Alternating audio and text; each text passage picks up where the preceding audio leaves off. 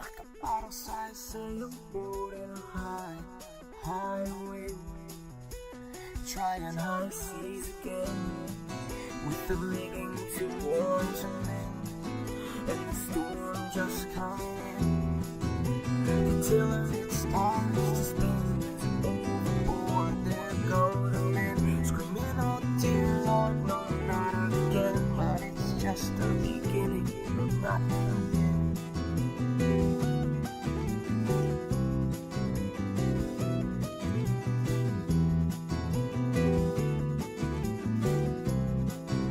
The tiller it starts to spin as overboard there go the men, screaming, "Oh dear Lord, no, not again." But it's just the beginning, no, not the end.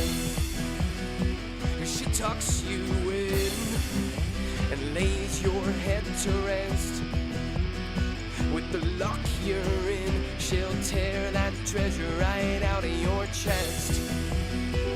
She tucks you in, circle and start to sink.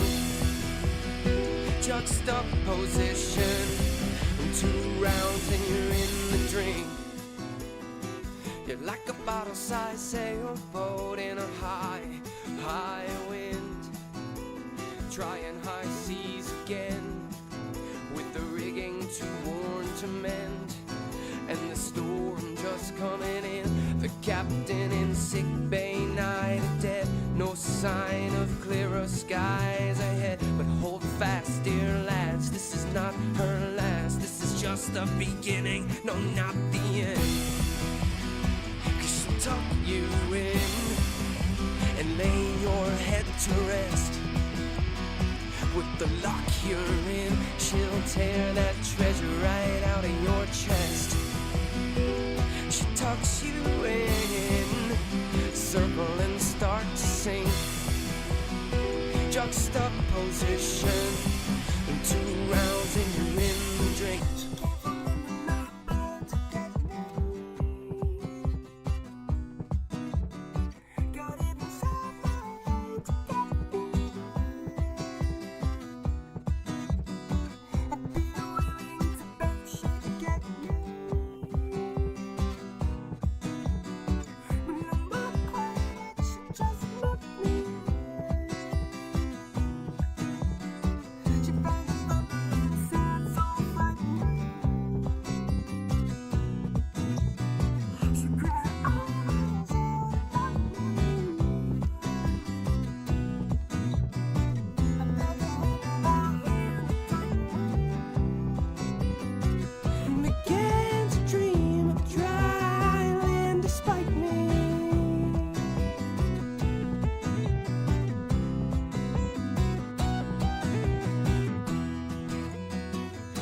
Tucks you in and lays your head to rest.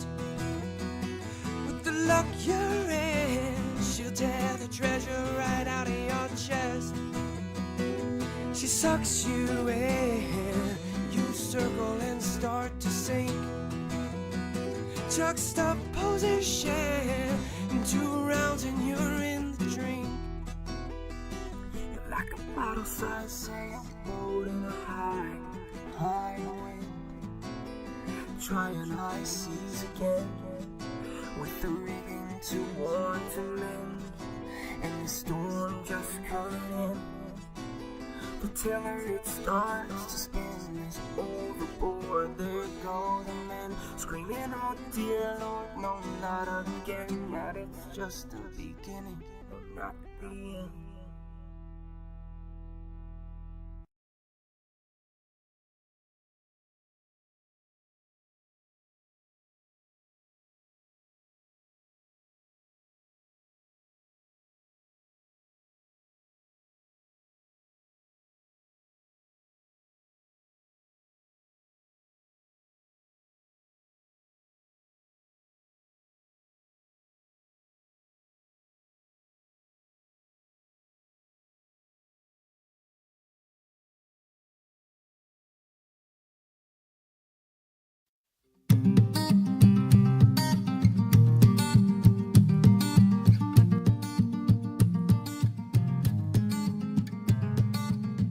This brook will continue to babble on long after the light is gone.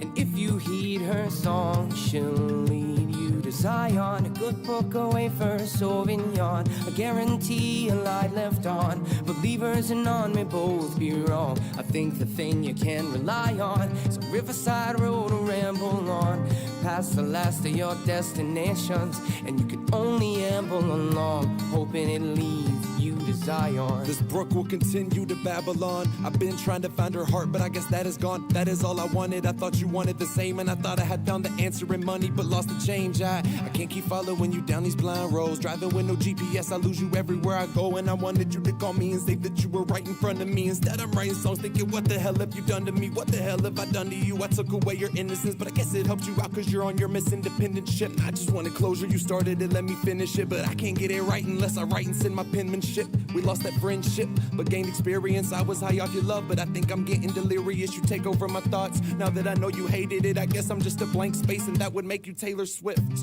But let me take this path I chose, cause I'm sick of trying to find happiness in money, cars, and clothes. And I'm sick of everyone telling me that they've been down this road, cause I walked down it and found nowhere to go.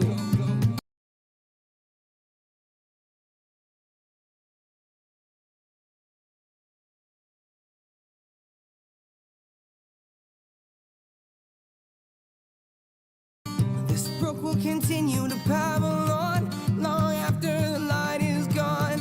And if you heed her song, she'll lead you to Zion. A good book, a wafer, a Sauvignon, a guarantee, a light left on. Believers and none may both be wrong. I think the thing you can rely on is a riverside road to ramble on, past the last of your destination, and you can only amble along, hoping it leads you to Zion. As I ramble on, trying to find nirvana, I'll have to find it alone. I can see that in your persona. I need to be here alone. There was nothing that you could help me with. At least back then I had somebody to be selfish with. All alone, it's just me and this pen. Lost my life, lost my girl, lost my world, lost my friend. I am in the places in, cause I made it past the misery. I'll never let another person take away my energy. I'll never look back and say I was too scared to go for it. Used to always do that, now I got nothing to show for it. Oh Lord, hose or hosier, take me to church because at least nobody knows me there. People without the vision hate it, but below they're scared. Hope I care a little, but look in my eyes and know what's there. But when the light drops, it turns into a solar flare, and everything's no longer black and white, no polar bear. And everything I thought was real somehow just faded, man. I just wanna look at my dad and say I made it, man. He told me, son, just speak your mind and never take it back. I'm trying to find the path to Zion, I hope I make it back. Until then, this brook will continue to babble on long after the light is gone. And if you heed her song, then she'll lead you to Zion. A good book, a wafer, a Sauvignon, a guarantee, a light left on. Believers and none may both be wrong. I think the thing you can rely on, riverside road to ramble on, past the last of your destinations, and you can only amble along, hoping it leads you to Zion.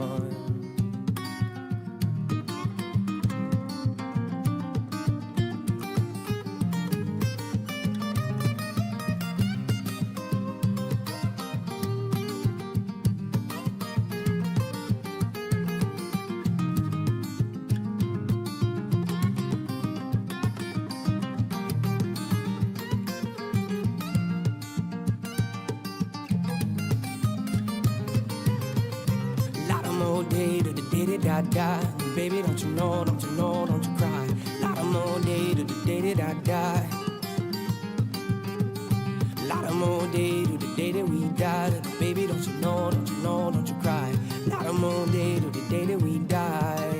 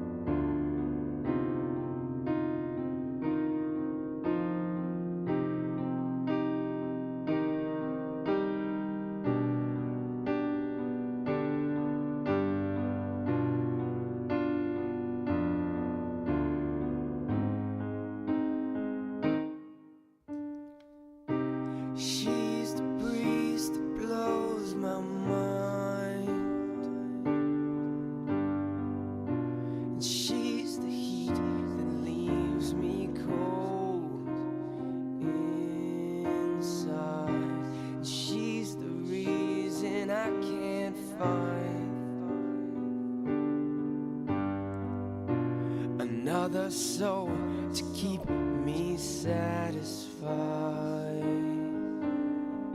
And I'm seized and eased at the very same time. I'm pleased to say I don't often compromise, but I'd give the world to make her mine. I'd give that girl my heart, my soul, and my eyes. I never realized she's passing me by until I'm cold inside. My heart, my soul, and my eyes, and I'll never realize she's passing me by. Oh no, yeah.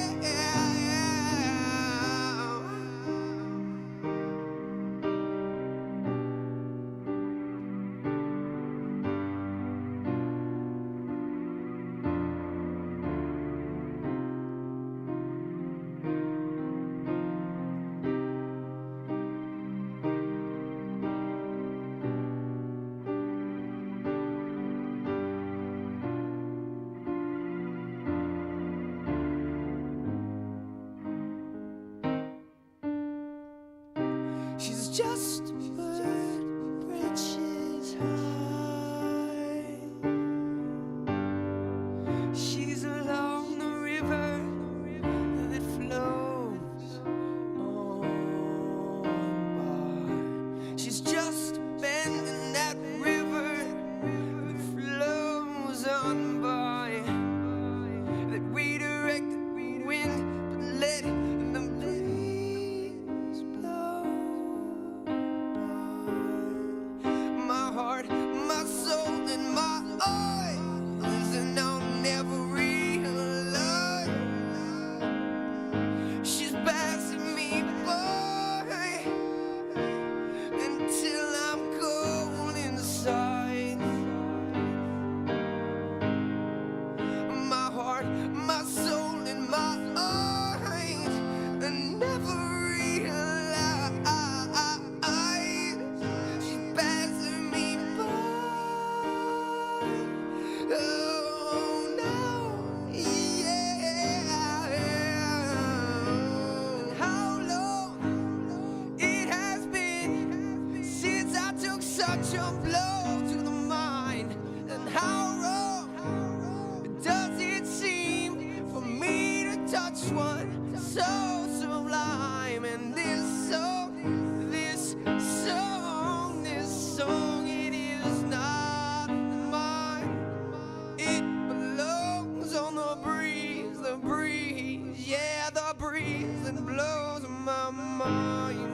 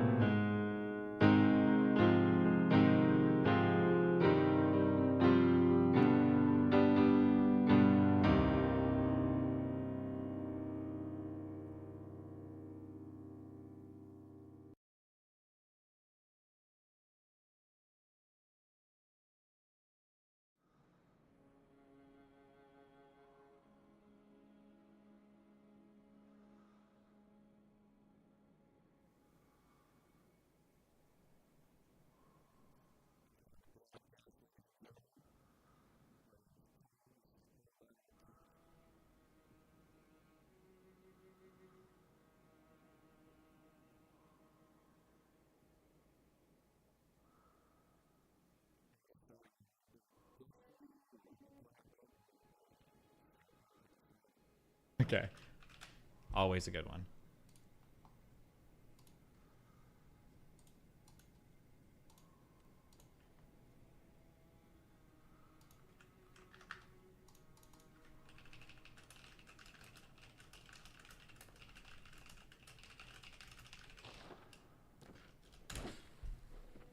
Okay, good luck.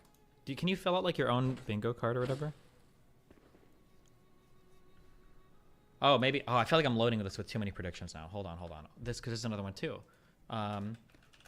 6. January 6th was mostly peaceful protesters. Okay. Okay, hold on. Real quick, because I think I do this sometimes. Let me go down these. Okay, I'm sorry. The reason why I'm bringing these up, because it's funny. Not just because it's funny and I'll bring them up, because all of these are stupid fucking arguments. Okay? One, if you're going to talk about charges, bring up the actual charges. Talk about what crimes he's being charged with, and some actual supporting statements from the indictments instead of just your summary of them, because usually the summary is wrong. One, they are doing everything they can to keep him from running. If that was true, they would have charged him with crimes on the classified material stuff immediately instead of giving him a fucking year to respond. The idea, and who's doing everything they do to keep him running? No one else would be prosecuted or charged like this. That's not true. People have been prosecuted and charged and have pled guilty to crimes relating to classified material mishandling and everything. Every other politician that thinks Trump is being charged with, I can't think of any politician that's told a vice president to throw out electoral college votes. That's insane. This will cause a civil war. Probably not, maybe, but who cares? What you're not supposed to do. The president or ex-president is above rule of law because people are going to be mad. Is that an argument for keeping slavery? If we get rid of slavery, it's going to cause a civil war. This will only make him more popular. Again, stupid. January 6th was mostly peaceful protest. Okay, so it's BLM, but who cares? We're not talking about the peaceful part, you know? If I spend 24 hours with a girl and I, rape and kill her in the last 30 minutes, I wouldn't say my hangout with her was mostly peaceful. How stupid. And then Hillary Clinton being brought up as the ultimate whataboutism, even though she's not president, she lost the election. Every part of bringing up Hillary Clinton is stupid. And then Hunter Biden is stupid because Hunter Biden's not running for president. Also, what about Jared Kushner? Okay, yeah, Hunter Biden is not relevant to anything either. Also, this idea that these people know obsessively, when Rob Noor came on, and Rob Noor was actually in the Inspector General report that was overviewing FBI material, you saw that McCabe, who was on the executive branch of the FBI, made a recommendation to the Southern District of New York in order to say that there was a laptop that was procured from Anthony Weiner, that 300,000 emails or whatever. And it's damn, okay, holy shit. Have you heard anything about the Donald Trump telling Pence to overthrow the election? Eastman? Who's that? Eastman? I haven't heard that name before. Can you tell me? How do you have so much information about this thing and you don't know anything about this thing? What? The selective scrutiny is hilarious. Okay, so that's why all of these points are stupid. But I bet all of them will be right up. All right, let's see. Here we go. Good luck. By the courts, justices, all of whom were appointed by Democratic governors. Weird. The court overturned all of whom were appointed. The ruling was made in a 4-3 decision by the courts. Justices, all of whom were appointed by Democratic governors. Weird. The court overturned the district court ruling that Trump incited an insurrection by questioning whether the provision applied to the presidency. However, the Colorado Supreme Court disagreed, stating that President Trump asks us to hold a session qualified oath-breaking insurrectionists except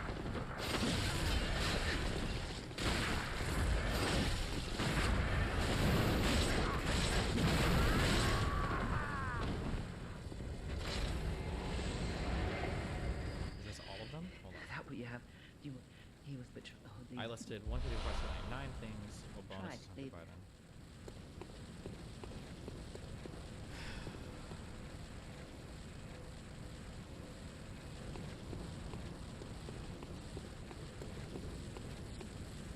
Oh, the free space is not here. Everything else is here. Wait, actually obsessed.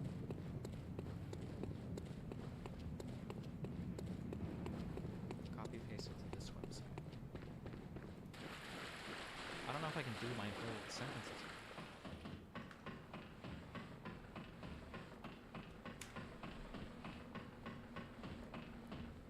No, I'll just check them off and say cross them. Fuck you. Later.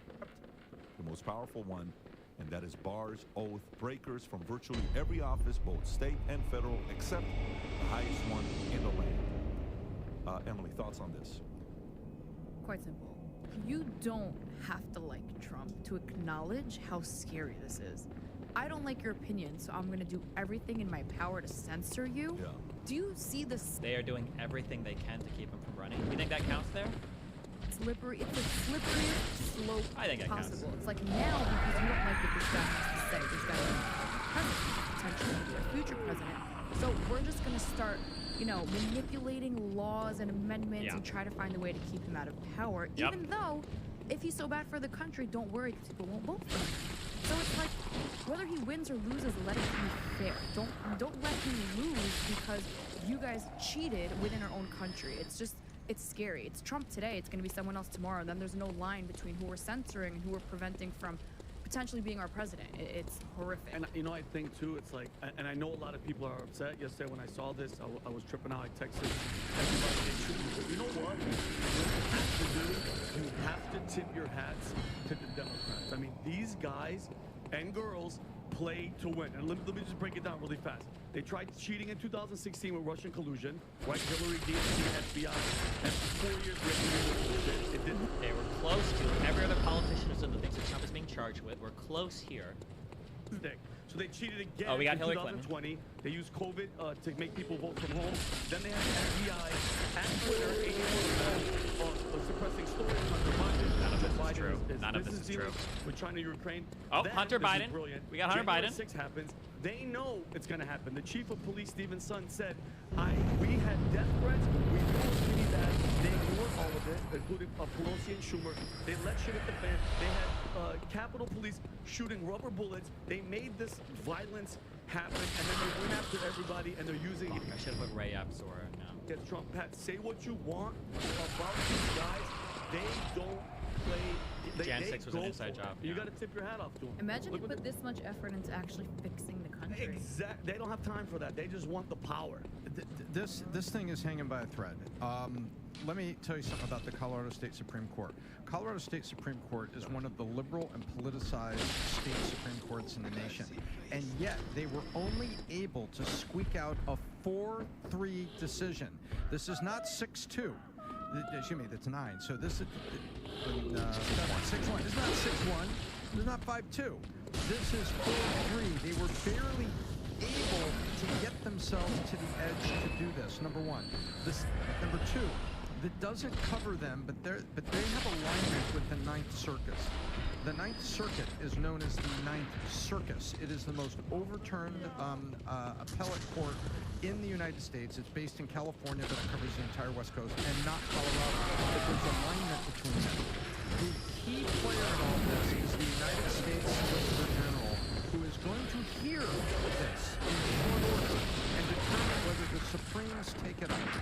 And I don't believe that this was anything other than the Democratic Party working with Colorado Supreme and trying to get this over the edge to get it, quote, out there. I believe that's what's happening here, and I believe if this goes to U.S. Supreme, So just as a quick thing, I've heard this a lot. I don't know if that's actually true. Was the Ninth Circuit have the highest reversal rate in the country?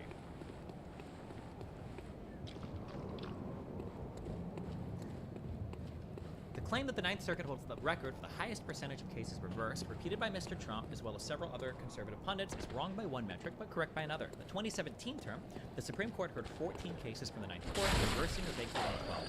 This is a rate of nearly 86%, which is lower than the 100% rates of the First, Third, and Sixth Circuits. In the 2016 term, the Ninth Circuit's rate was nearly 88%, still behind the 100% reversal or vacating rates of 4 other circuit courts. In 2016,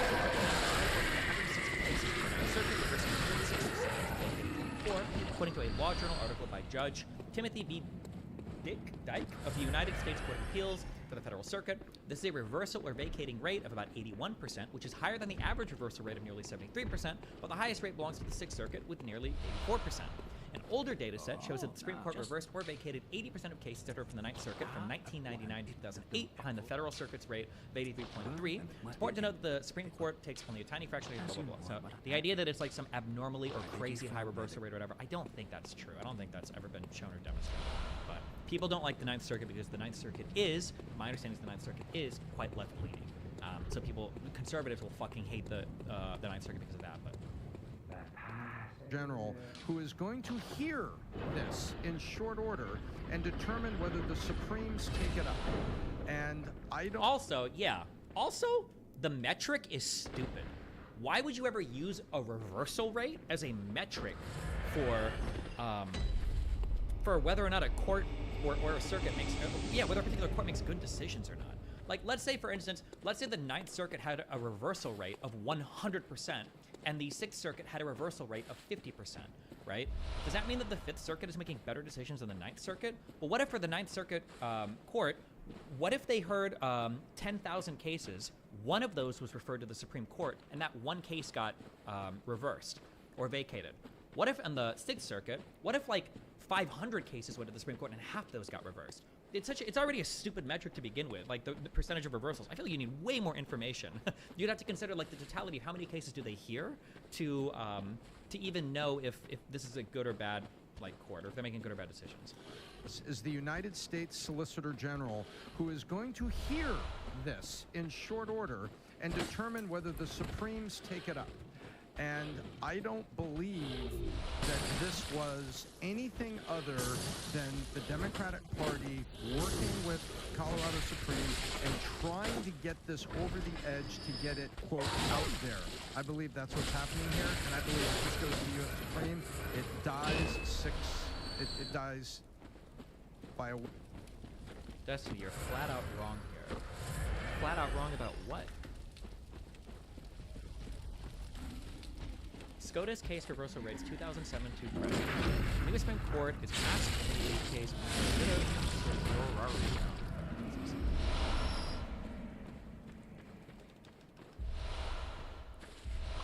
Supreme Court of the United States issued opinions on 60 cases in this court. Okay, this is the overturn rate by circuit. So the Ninth Circuit is here, is at 80%, tied with the Sixth Circuit at 80%. Doesn't seem to be like crazy out of bounds for any other. I don't know what is it, Slate Court is 76%, the Eighth Circuit is 77%, the Fifth Circuit is 74%. That doesn't seem like an insane amount. Shurtiari?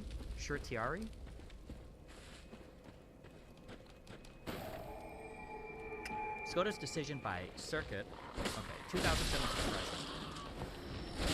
Since 2007, the SCOTUS has released opinions on 1,188 or 1,188 cases. Of those, it reversed a lower court decision 847 times, 71.3%, while affirming a lower court decision 333 or 332 times.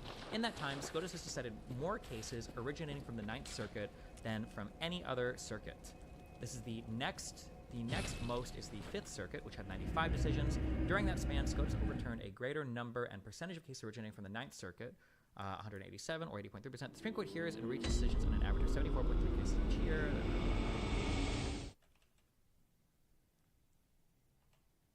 Okay, wait, what are you linking me for here that...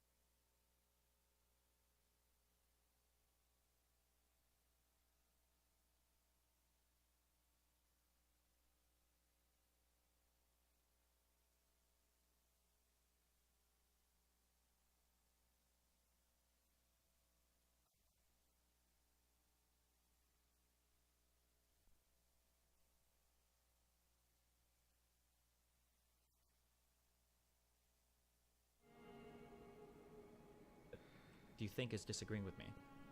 This is just showing the number of cases affirmed and reversed, and then this is the percentage in terms of reversal. What was the point of linking me this page? Or is there something down here?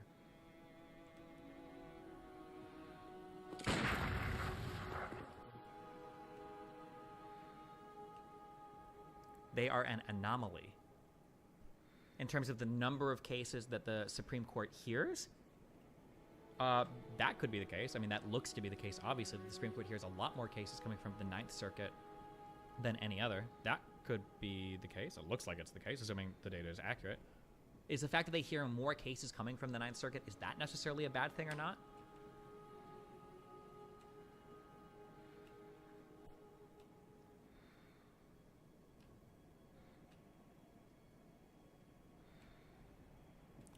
Let's see. Population of people living in circuits.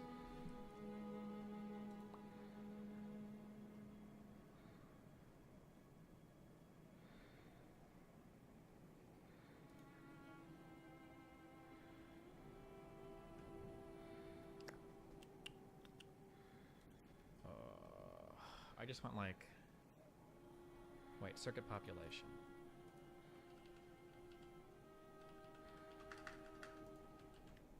You don't want to look at population, you want to look at number of cases. Delaware's low population of corporation. Yeah, but I imagine like population is going to roughly correlate to number of cases, no?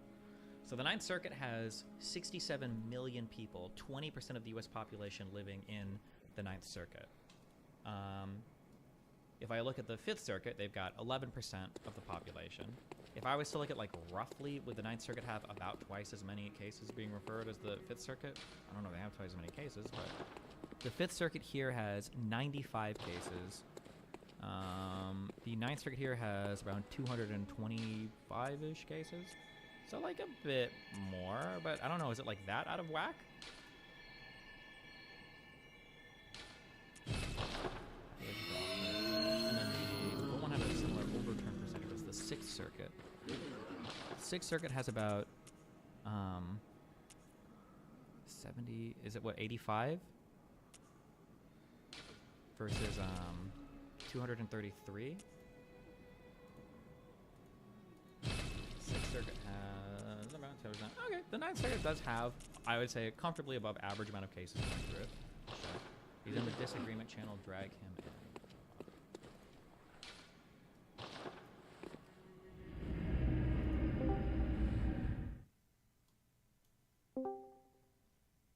Hello, hello? Can you hear me? Yep. Yeah, Ninth Circuit is on top even by percent overall. Wait, where are you from? I've been here before. I was the one that argued you right to prepare. Yeah, I remember. Okay. Wait, are you? Okay. Okay, go ahead. Yeah, the Ninth Circuit has basically the most number of cases and the highest rate of reversal. It looks like it's about tied with the Sixth Circuit, no? A little bit. But comparing with the Ninth Circuit has a reversal rate of 80.3%. The Sixth Circuit has a reversal rate of 80.0%. Yeah, 0.3 ahead the Ninth Circuit. Okay. And then the Eighth Circuit is 76.9%. State Court is 76.3%. It doesn't seem to be like that crazy. It does seem they hear quite a few cases coming from the Ninth Circuit, but like even more than the population. But I would compare it probably more to the Fifth Circuit in terms of population. I mean, the Fifth Circuit is the one that is Texas. And the Fifth Circuit is one that is like in the middle of the pack. Okay. But even their reversal rate is 73.7%. Still pretty high. I mean, I would argue all of these are pretty high. Like, we're all within. The whole spread here is within, what, 20 points? 20 points is 61.4 to 80.3. But, okay. Anything else? No, that's it. All right. Take care. Also, okay.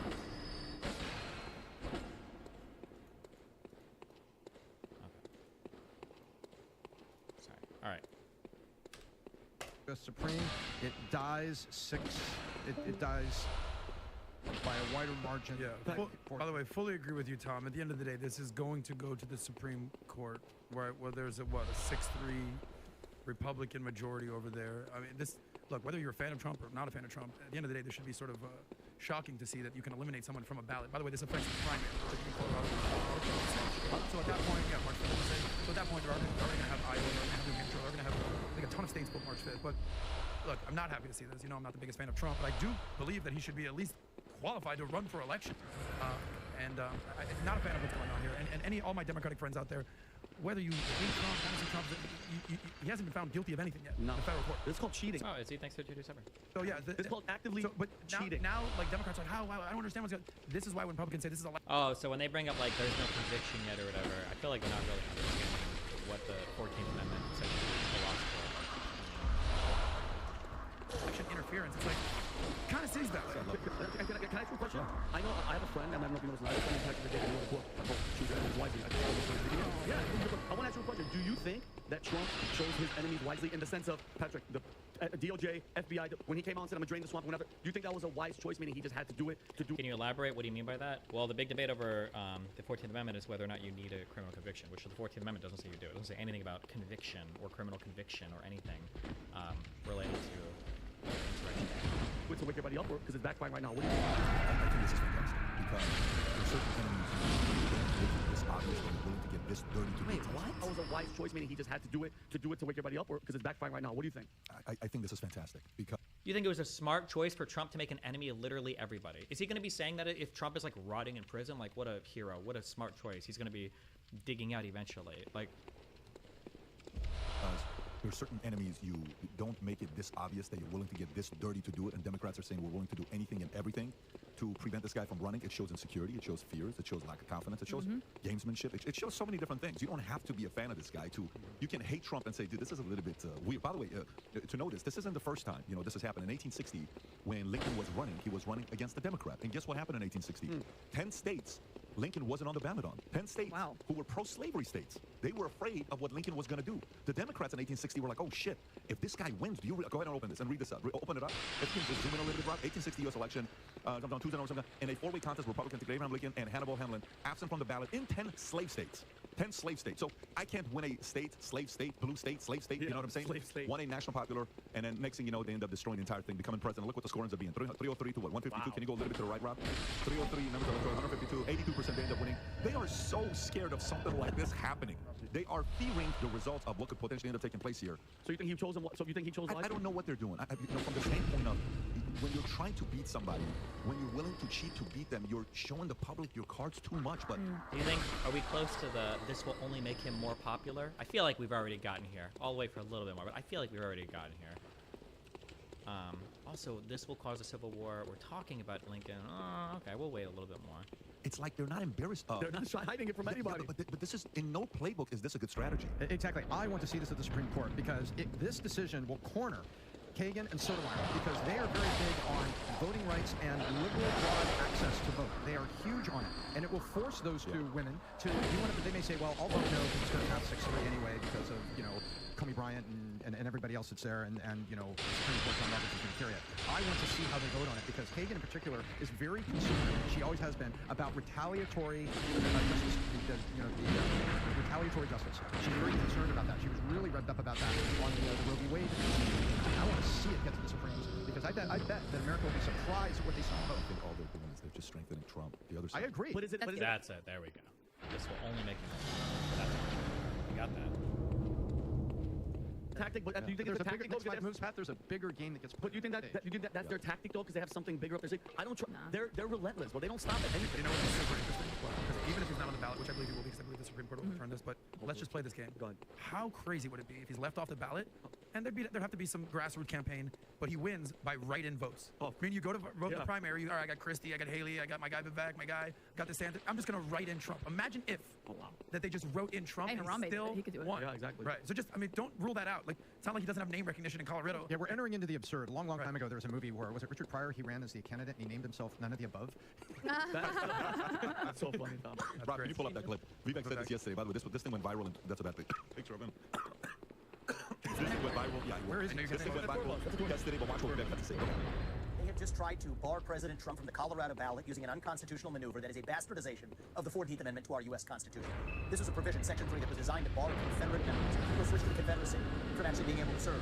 That's very different than what's at issue here, to say the least. This is a husker that the country was built on. The basic principle that we, the people, select our leadership, not the unelected elite class in the back of palace halls. That's old world Europe, not the United States. That's why I'm making a pledge today that I will withdraw. I pledge to withdraw from the Colorado GOP primary ballot unless and until Trump's name is restored. And I demand that Ron DeSantis and Chris Christie and Nikki Haley do the same thing, or else these Republicans are simply complicit in this unconstitutional attack on the way we conduct our constitutional government. I refuse to be complicit in that. I think it's wrong, and I think it's up to Republicans to step up and stand up with a spine for our country's future. That's really what's at stake. Whether we the people actually have a say in deciding who leads this country. Yes, it would be easier for other Republicans like me who are running in this race to stay from the sideline. There's our opportunity. No doubt our candidates are probably privately celebrating with their corporate sponsors. That's not the right thing to do. I think the most useful thing that every GOP candidate can do. Fuck, I thought there was going to be more discussion of the events themselves. 2.5 minutes, guys. We're going to miss a lot here. Oh, boy. Right now is to join me in that pledge. I'll say that I will withdraw from that Colorado GOP primary ballot until Trump's name is restored. This belongs to the people, not to the unelected Democratic cabal of judges in Colorado or any other state. And I think we are the same thing, or else they're complicit in what the security state is trying to do to shut down. He's so right, though. I stand by that and expect. He's like, if I win, I'm gonna whatever. He's like, if I win, I'm gonna do it fair and square, not because the Democrats are cheating by trying to sideline Trump. And I honestly think it's commendable. You know, if I was on the other side, I'd be very, very concerned listening to the next Attorney General of the United States talking like that. You think he could be? I would, if I was Trump and I was elected, and I don't think he really won a vice president role, I would make him AG, and I would just say, don't even come to my desk. I just want to see you on the news every night. I just want to see perp walks. I want to see perp walks top to bottom. I want him to be my AG. I want him to be the AG from hell. They would fear that. This guy again. Should have put lock up political opponents on there. Yeah, I don't think that Vivek is going to want the VP job. I do think he'd make a hell of an attorney general. I think he'd make a hell of a chief of staff, national security advisor, the secretary of treasury, secretary of state, any job he wants. Like, I don't think he's doing this to cozy Trump. Actually, firmly believes that he believes that. We spent enough time with Vivek to know what he stands for. He's an outfit. What are the chances? He asked me, Was Vivek a lawyer? Do you have to be a lawyer to be the attorney?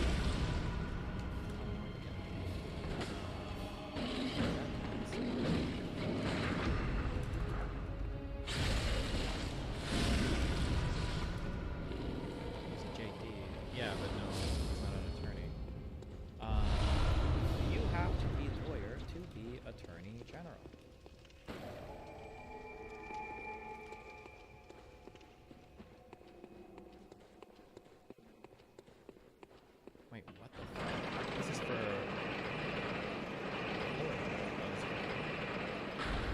U.S. Attorney General. Oh, I should have put Attorney General. Theoretically, no, as long as you're appointed by the President, confirmed by the Senate, the jobs of yours, and practicing like background. Okay, you could do it without being having been elected. He's Secretary of State. Yeah, come on, people are talking, buddy. What are the chances that ding ding? What are the chances that Chris Christie withdraws from the ballot? Hell no. What are the chances that Ron DeSantis does? What are the chances that hungry? No.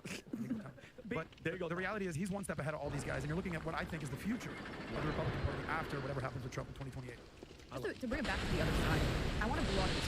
People need to start condemning when wrong is wrong, and this will just be on election fraud. Like, today it's the Republicans being wrong, tomorrow it's the Democrats. I never say this about tolerance. The fact that people are like, oh, whatever about it. Like, no, it was the Jews them. So even if you hate Jews, you should care, because it could have been Muslims or Christians. I mean, look at the Uyghurs being killed in genocide in China that nobody's talking about. Like, one day it's this person, the next day it's that. Wrong is wrong, common denominator. So any normal, rational person, which we lack today, should fear that, but they don't, and that's the problem. So if you like this clip and you want to watch another... Maybe they reference it more in the broader podcast. It was a short clip. Oh, they only talk about it here too. I should have pre-watched it.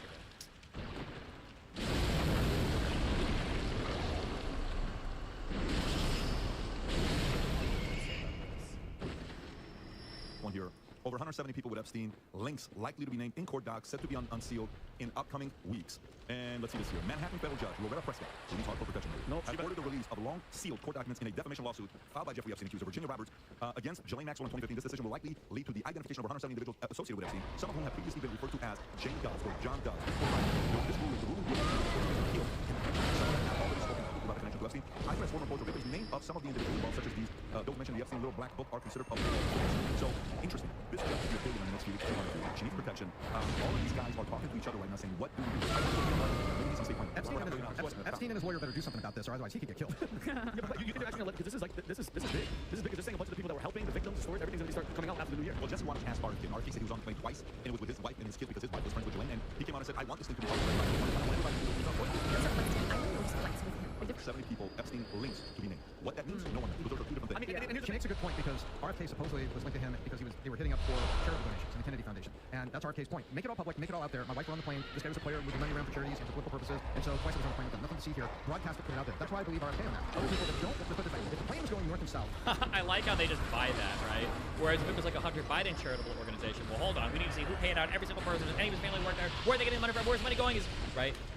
This is one of my favorite things of all time. It wasn't McCarthy. Who was the guy in the House that chose Joe Biden linked to Hunter Biden money? Fuck, what am I thinking of? This is just, oh wait, it was this guy.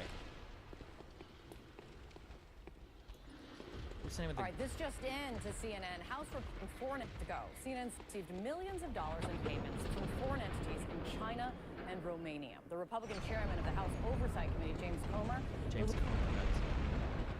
James Comer shows Biden.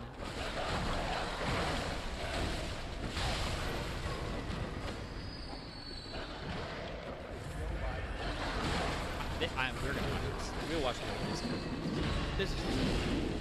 This is one of the funniest things.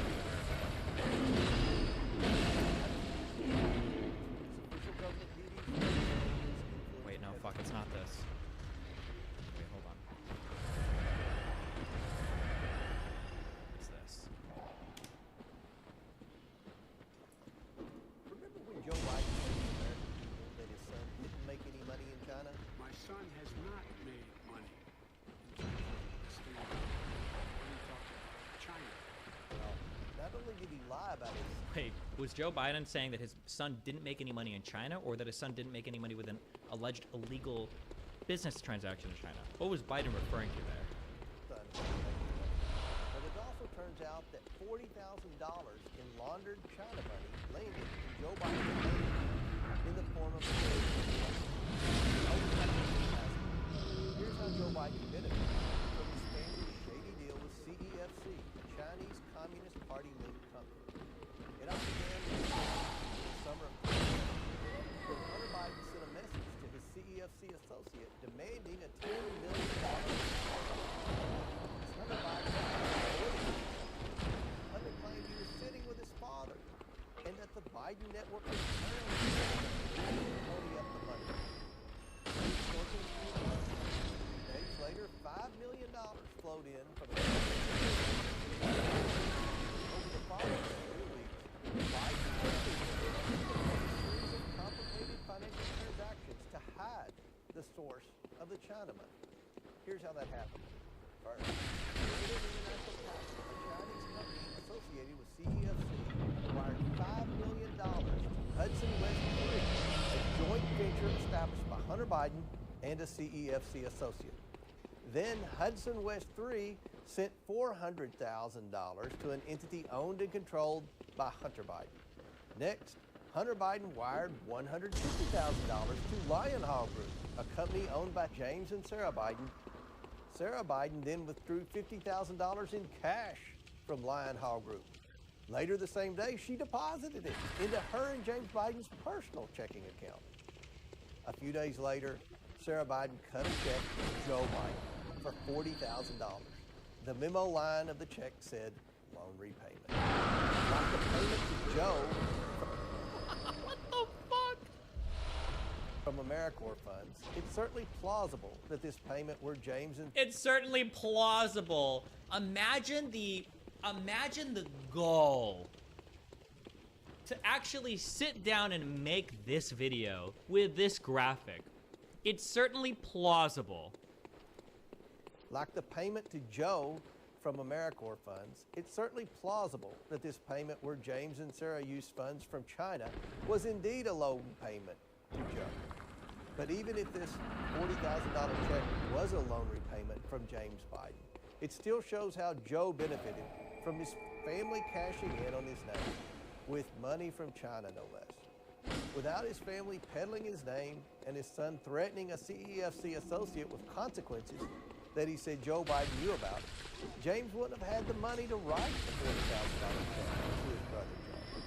It's also worth remembering that Biden family efforts to secure millions of this Chinese company began when Joe Biden was still vice president. In taking funds sourced to a CCP-linked company that wanted to advance China's interests, Joe Biden exposed himself to future blackmail and put America's interests behind his own desire for money. The House Oversight Committee will continue to follow the money and hold President Biden accountable for his corruption. How the fuck are they linking the transactions together at all? What stops them all from just being separate, unrelated transactions? That's the funny part about it, right? Like, am I paying Lycan with dirty North Korean money?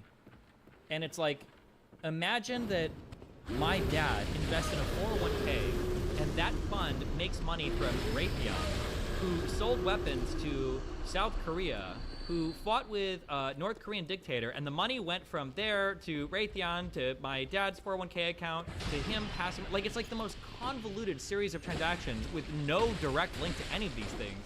Like, at this point, we're literally in like Metal Gear Solid 3, the Patriots territory, where like every single dollar you have is directly funded by CCP or North Korean or Iranian nonsense. Like, oh my god.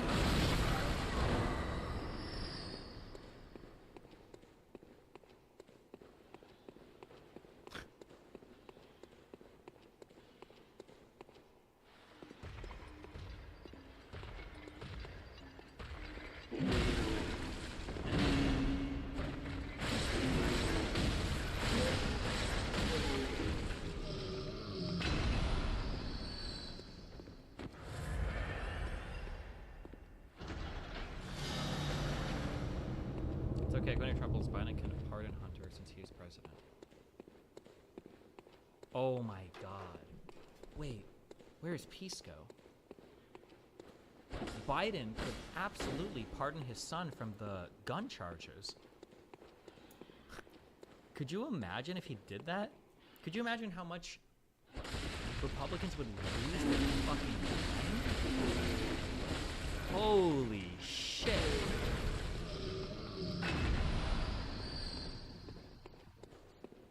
He committed to not doing that?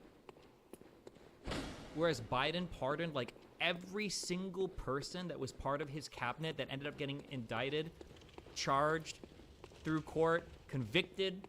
Well, actually, I don't know how many of those were convictions versus like plea deals. Like for Manafort, did this go through, you meant Trump? Oh, sorry, Trump. Did this go through court for Manafort, or did he plead these down?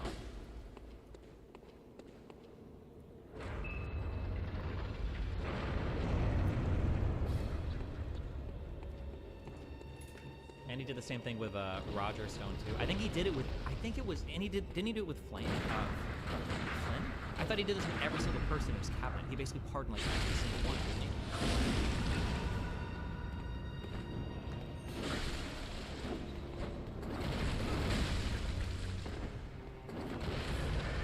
Trump was the second.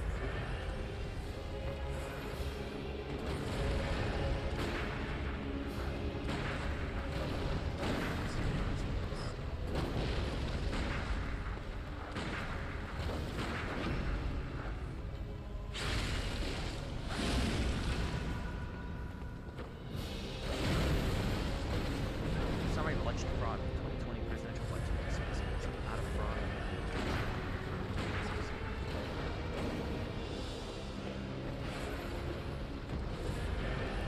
It has often been repeated there is no evidence of fraud. In actuality, there is no evidence that you're working. Ongoing investigations in the swing states have hundreds of thousands of people altered, not lawful immigrants. In Georgia, President Trump is up to 12 points, 335,000 votes. In at 10:07 p.m. It was, what is this dog shit document? Wait, which fucking retard prepared this? What the fuck? The difference between like this versus every other like actual document we've read on anything related to the election shit?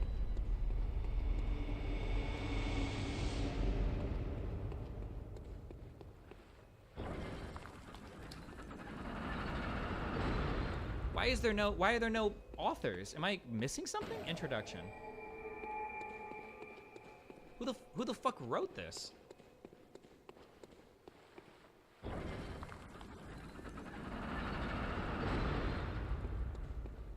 Actually, yeah, I bet this was like a post on Reddit or some shit. I don't think the Trump campaign. I don't think the Trump campaign prepared this.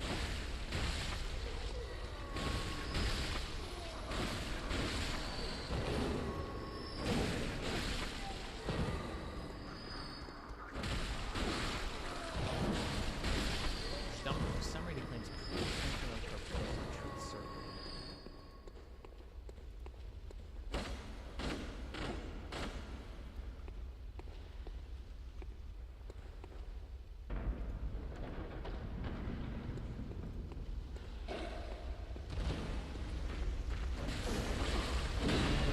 Wait, did he just pondering politics?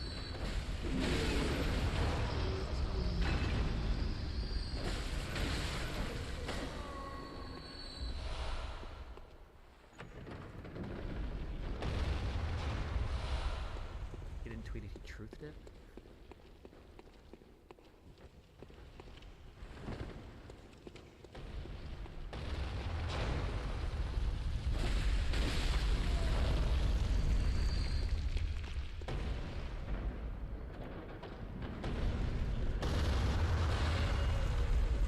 Is that really what they call it? I feel like every time Trump makes accusations, it's always like the same. He has like these like 15 different claims that he bounces around over and over and over and over and over again.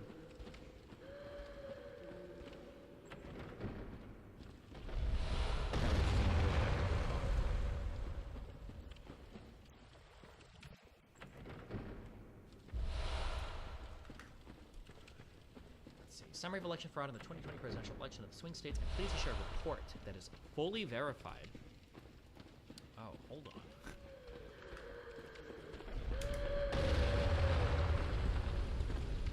It is fully verified. Most of the information was gotten from government sources, tapes, and other public records, and compiled by the most highly qualified election experts in the country. He doesn't name any of them? These numbers are determinative, and in all cases, are hundreds of thousands of votes per swing state, more than I needed to win in the state. The Republican Senate is not speculating the U.S. is atrocity. It will happen again to be virtually impossible to win elections in the future. January 2nd. This was just 5 or 6 years ago.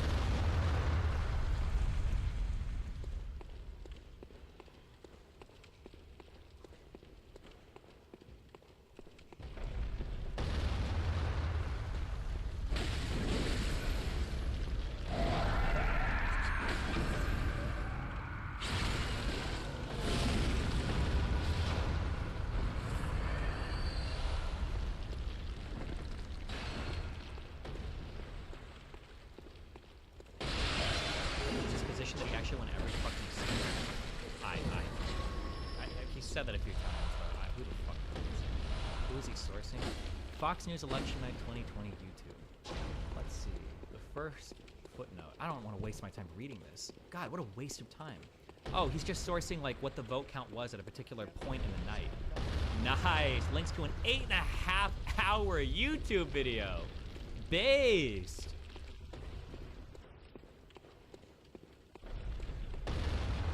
Final swing state, Arizona, was fraudulently called for Joe Biden by Fox News Network before the network called Ohio, a state President Trump won by 8 points. Bayer questioned the call, noting it was not careful, cautious, and earnest. Despite news media calling the state for Joe Biden early in the evening on November 3rd, it took 11 days to count the 14% of the vote left outstanding after Election Day. Arizona did not stop counting until Saturday, November 14th. Notably, Pima County was one of the last reported results. How is that fraudulent? It's a news network. They can say whatever the fuck they want. It's like, it's not like they're determining the outcome of the election. It's not like they're actually counting the vote.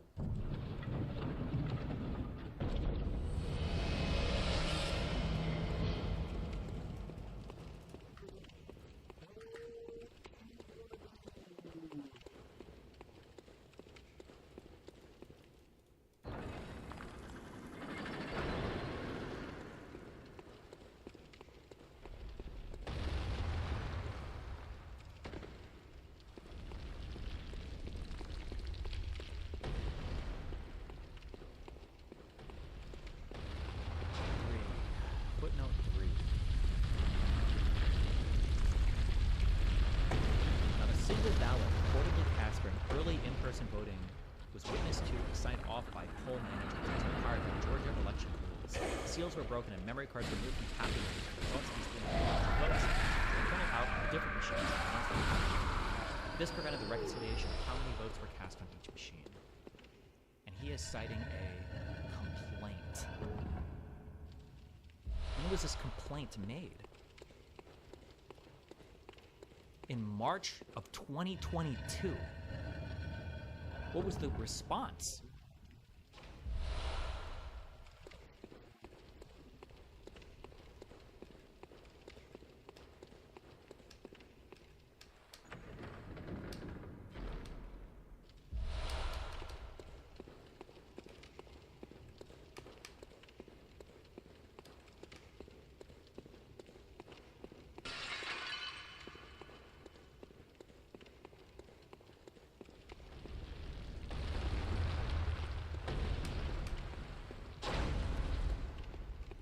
Let's see. I feel like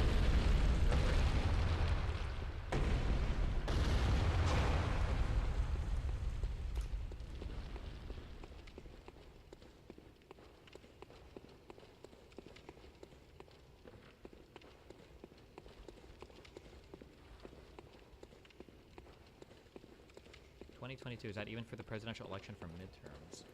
Oh shit, I don't even know actually. Good question.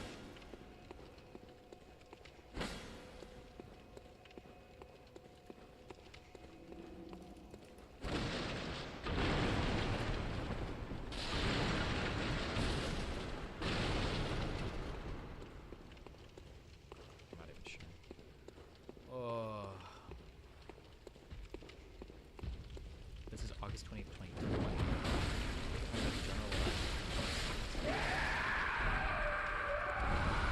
Researching the 2020 general election. It took them 2 years after?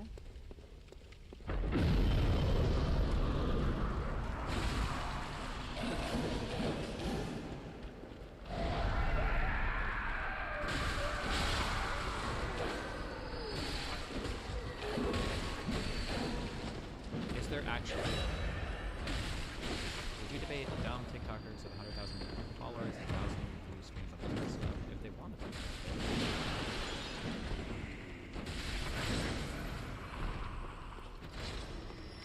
Is there actually like an official response to this official complaint? I'm just curious if this particular complaint has a response to it. Georgia, calculator, memory, surrogate machines response.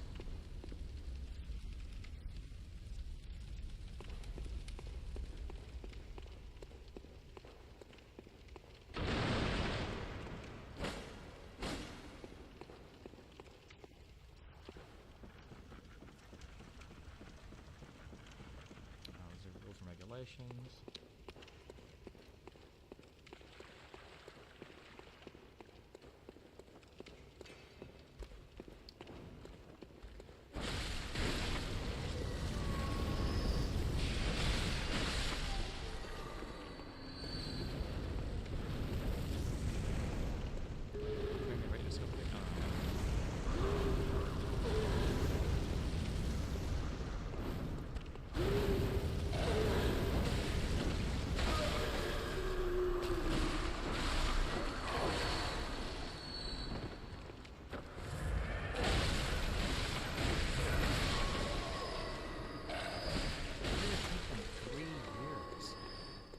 To submit these complaints. What the fuck are they doing?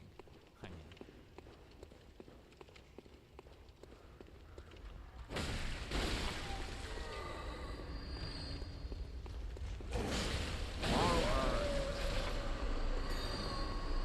the response doesn't matter. The fact is, he made him that sent a fucking complaint, which came from his own team. No, I mean that's true. I'm just curious if there was a response for the complaint, because every other complaint that we've seen, every other lawsuit, like, it's just nice to know the response. Now, like, we could bring up random like actual 100% response to. Just gonna be able to swap down. Now, it's not possible in all of them. But.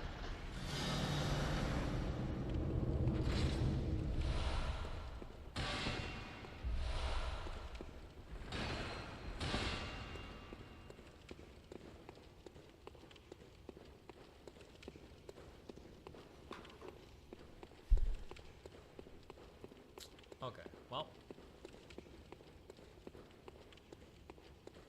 I think,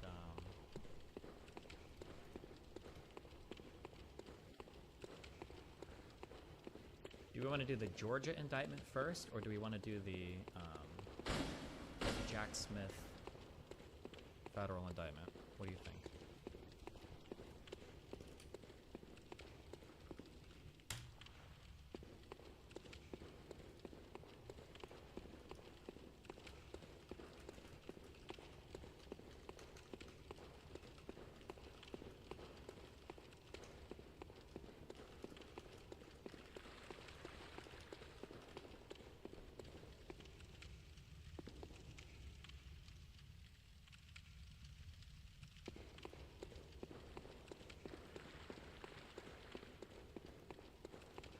Give us a summary so we make informed votes.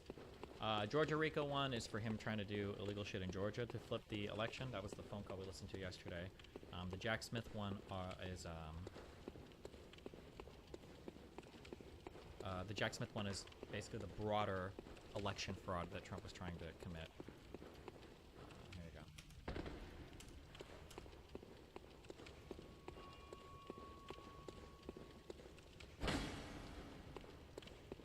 Let me use a restroom to Red Bull. Blow my heart up some more. 1 second.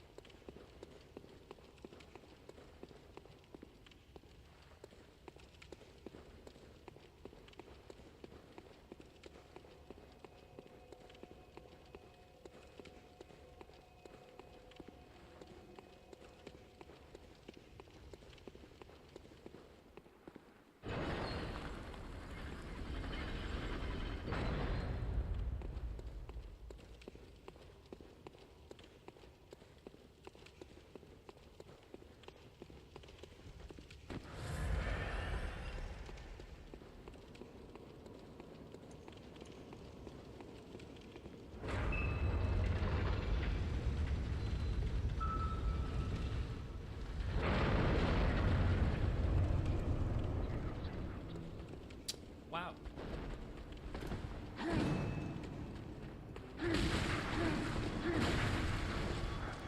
Georgia is. Fuck you guys.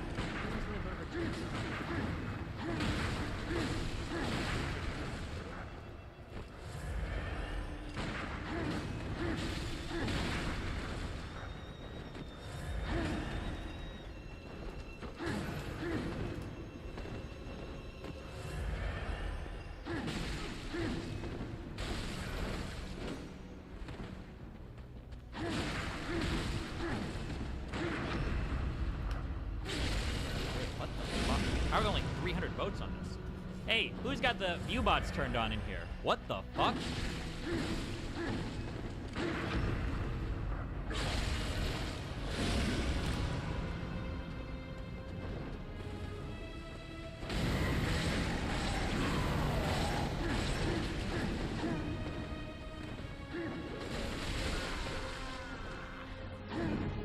6.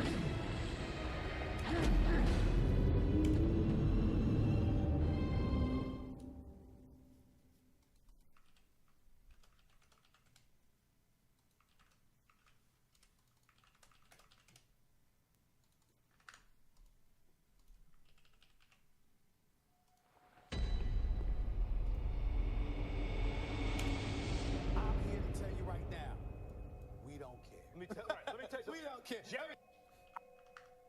The new vote is tainted.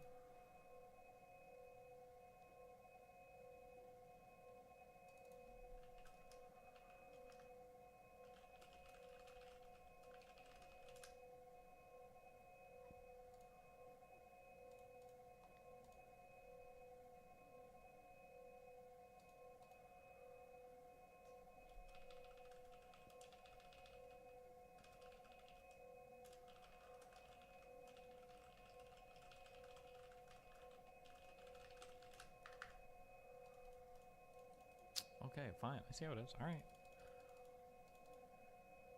Somebody's got the view bot turned to max. All right.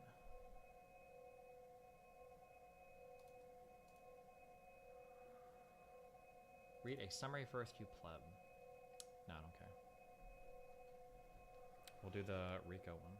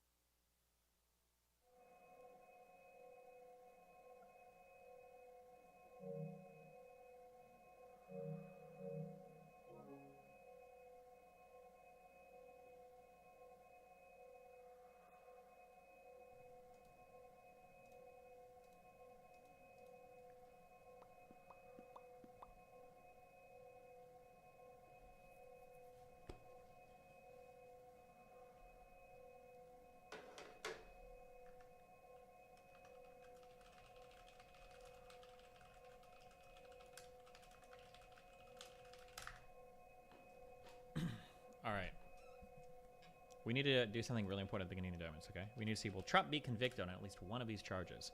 A 930 or more says yes.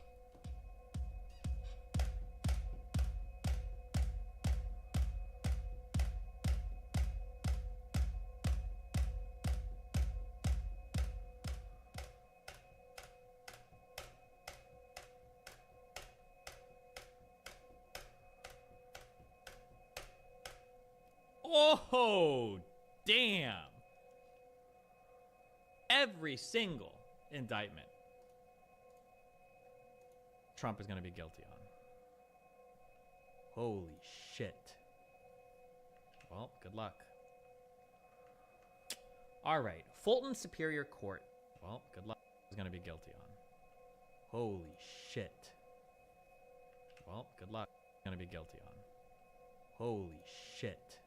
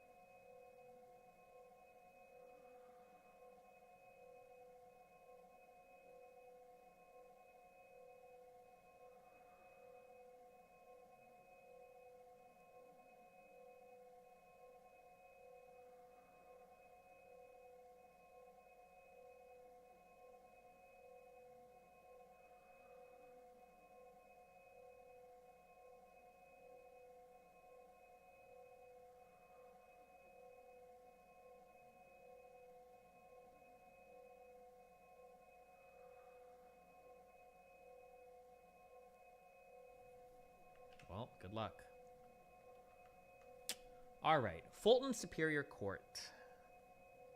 Are we going to read every single... Are we going to look up all these charges? Jesus. We'll just read the title and hope that we get the gist of it. We've got violation of the Georgia RICO, Racketeering Influence and Corrupt Organizations Act. You know what? Fuck it. Fuck Ben Shapiro's debate. We're just going to study for this one. Okay. OCGA.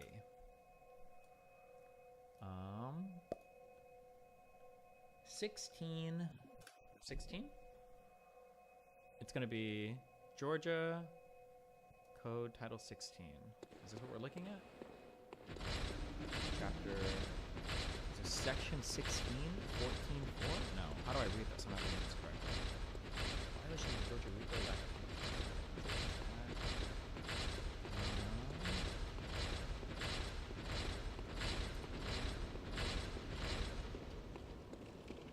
Georgia Code.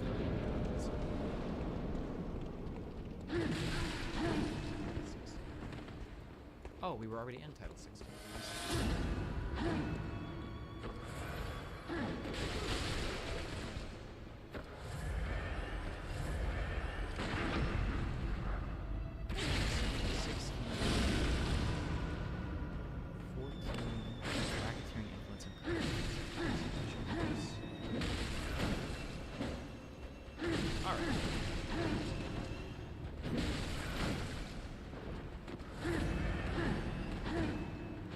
Shall be unlawful for any person through a pattern of racketeering activity or proceeds deprived or derived thereof, therefore, to acquire or maintain directly or indirectly any interest in or control of any enterprise, real property, or personal property of any nature, money. We're just looking at section 6. It shall be unlawful for any person to conspire or endeavor to violate any of the provisions of subsequent A or B of this code section. If a person violates a subsection 1, he or she will be one or more persons who conspires to violate any of the provisions of subsection of this code, and any one or more of such persons containing or acting to affect the object of the conspiracy, or he or she endeavors to violate any provision of subsection B of this code section containing overt act to affect the object of the code. B was it shall be unlawful for any person employed by or associated with any enterprise to conduct and directly subject to the pattern of racketeering.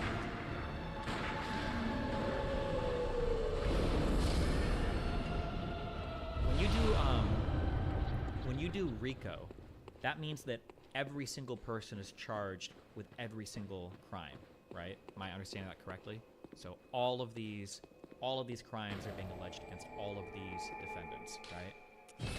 RICO. It's for extended criminal penalties and a civil cause of action for acts performed as part of an ongoing criminal action.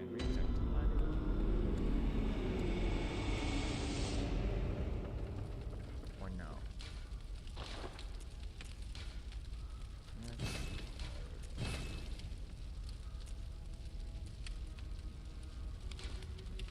Oh my god. Is there like an online like legal, like if I could get like a Westlaw login from a friend. Oh, I see. Never mind. You're right. Okay. This is the counts that they're facing underneath each name. You're right. Okay. Gotcha. Okay.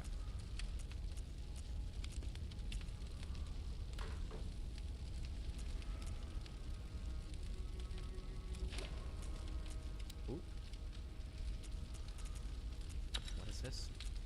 Fani Willis has now indicted Donald Trump on RICO charges. It's a very weird strategy because the truth is that if she thinks that Donald Trump committed some sort of actual criminal offense here, she should be charging him with simple conspiracy to do the criminal offense. Like you and I, we decide to rob a bank together, that's a conspiracy to commit a criminal offense. But she can't actually establish that Trump had intent to create a criminal offense. So instead, she's charging him with a RICO violation. A RICO violation actually looks more like how you go after the mafia, like an ongoing criminal enterprise. Well, do you consider Donald Trump and his campaign to be an ongoing criminal enterprise?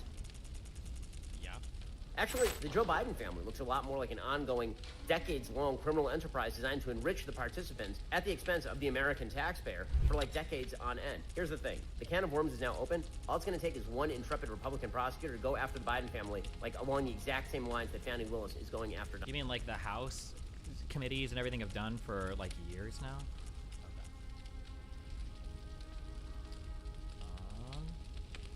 Okay. Solicitation. Okay, wait. So let's see if we can summarize these. So crimes and offenses, racketeer, influence and corrupt organization. So it should be unlawful for any person to pattern of racketeering activity. Let me make sure I understand well what racketeering means. Racketeering is a type of organized crime in which the person set up a coercive, fraudulent, extortionary, or otherwise illegal, coordinated scheme or operation to repeatedly or consistently collect a profit. Any interest in or control of any enterprise, real property, or personal property of any nature, including money. Interesting. So we're going for racketeering. I wonder how that's going to be. I wonder how that's going to go here. All right. We've got solicitation of. Oh my God. Violation of oath by public officer. Actually, you know what? These are all under Title 16. Lava Fountain, thanks for the sub. Okay, Section 16. It's all under. No, wait. Title 16. No, wait. Chapter 16? Racketeering.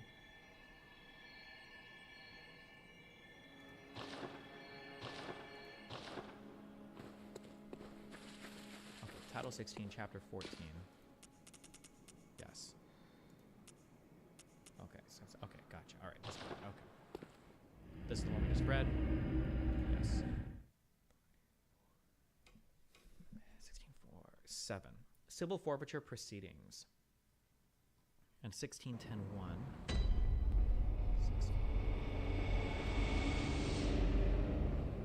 Oh no, wait, this isn't even the correct one. Hold on. We're at Title 16, Chapter 4, Section 7 is criminal solicitation. This is a person commits the offense of criminal solicitation when, with intent that another person engages in conduct constituting a felony, he solicits, requests, commands, importunes, or otherwise attempts to cause the other person to engage in such conduct. Wait, solicitation is Chapter 4. Wrong spot. Oh no, wait, yours. Messages.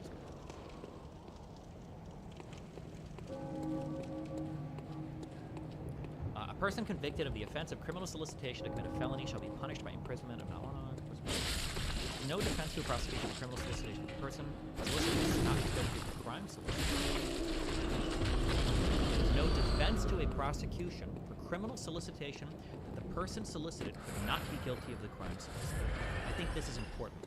So this means that if I was to solicit somebody to commit a crime that they didn't have the power to do, I can't use that as a defense against this particular charge. I think is what that means, right? And the provisions of subsequent Section 8 CMS Code section are cumulative and shall not supersede any other penal law of this state.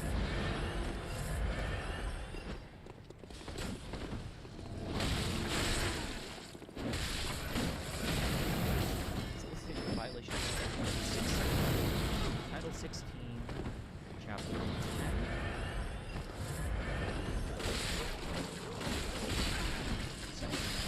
Use of government office, Section 16.10.1.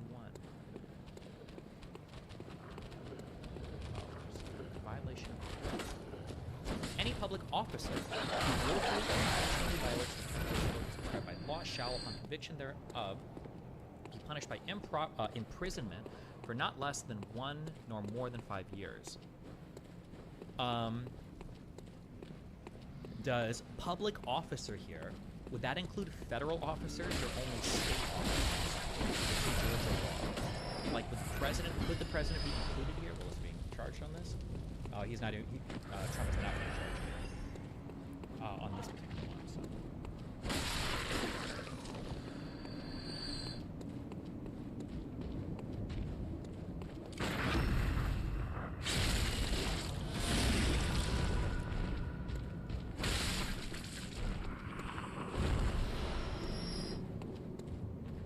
Definitions in the Georgia Penal Code. Let's see. False statements in writings is probably self-explanatory. Chapter 10. 20. Wait. Some shit. You can use Fastcase to find precedent case law/opinions. It is a lower cost search platform for smaller practices compared to Westlaw or LexisNexis, which is expensive for a 1Password account.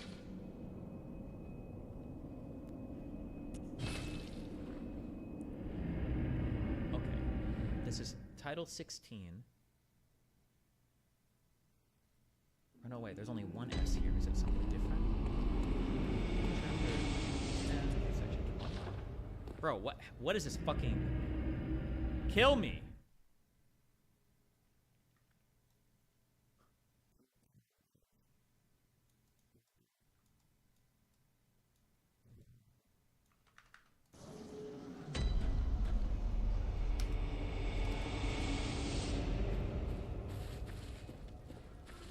Okay, this is Title 16, Chapter 10, Article 2.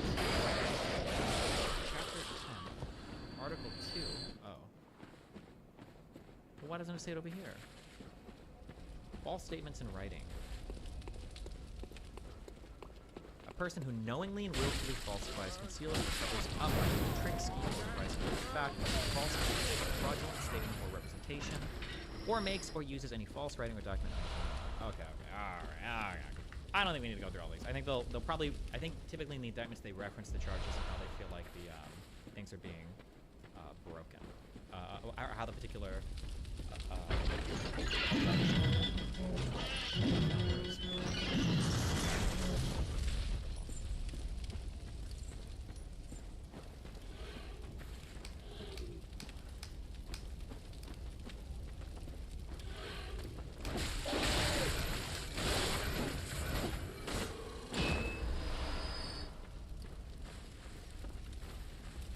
The grand jurors aforesaid, in the name and behalf of the citizens of Georgia, do hereby charge and accuse all these bullshit people with the offense of violation of the Georgia RICO, Racketeering Influence Organizations Act,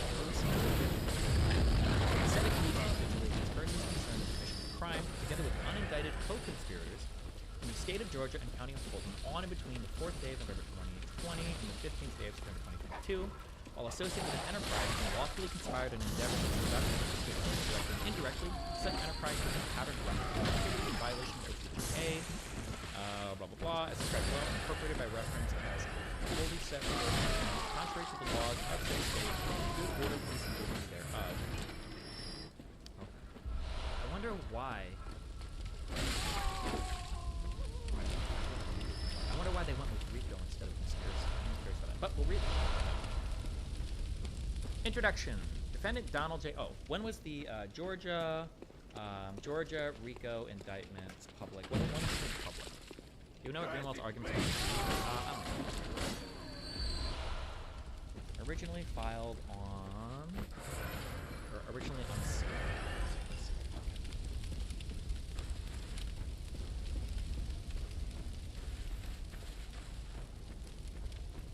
Destiny, wasn't Jack Smith's indictment thrown out by a court recently? What? No, that would be international. 12 quarters that was unsealed last week. Let's just say November 10th, I guess. Unsealed around November 10th. The indictment. Oh wait, 23 gang members and associates indicted on racketeering. I'm just doing some random shit right now. Just kidding.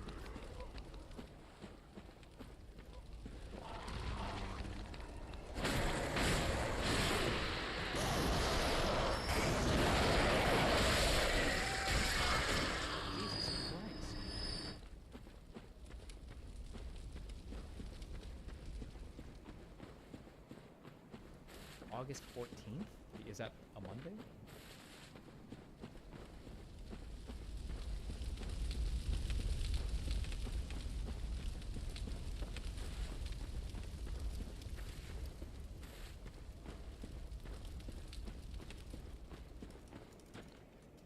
Indicted on August 14th, 2023.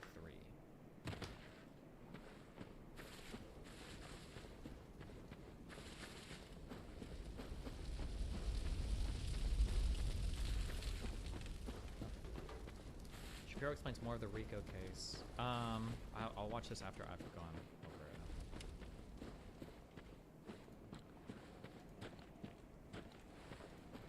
Okay. Wait, I didn't even indictment itself is here.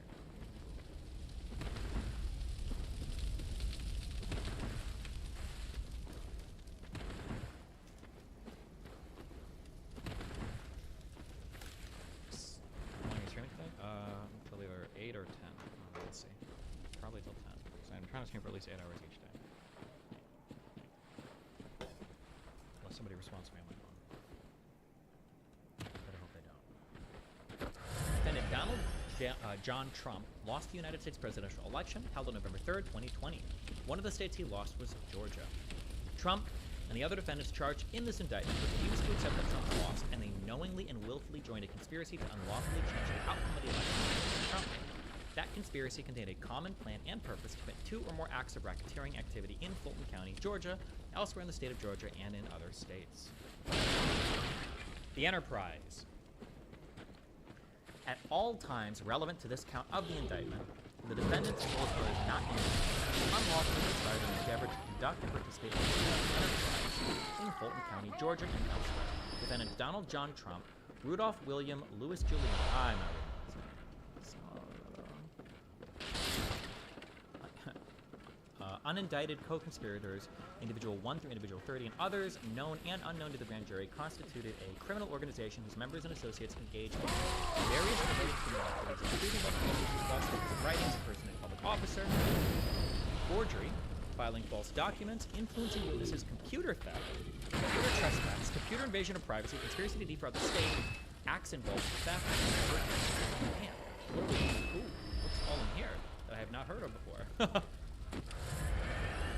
The criminal organization constituted the enterprise. That term is defined in OCGA. No bullshit. The racketeering stuff.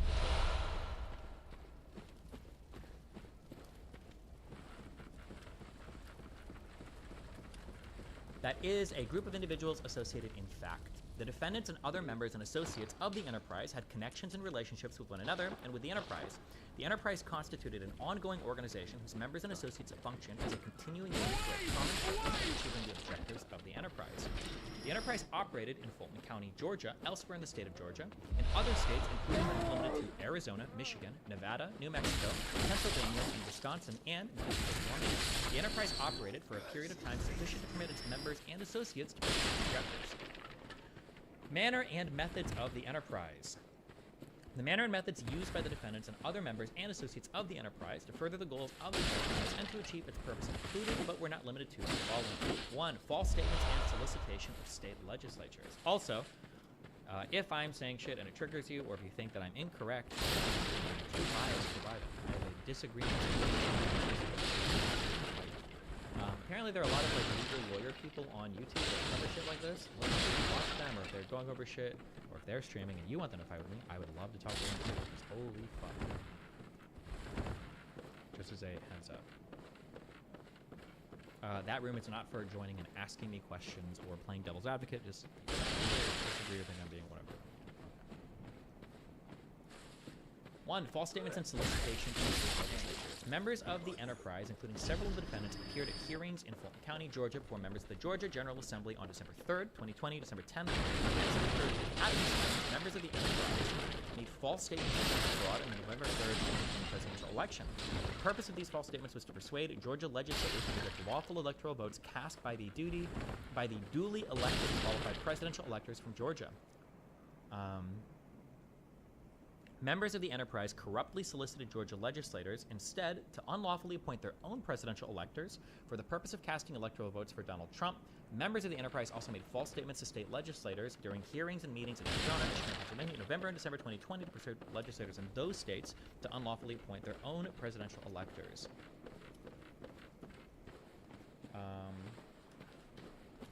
Let's see.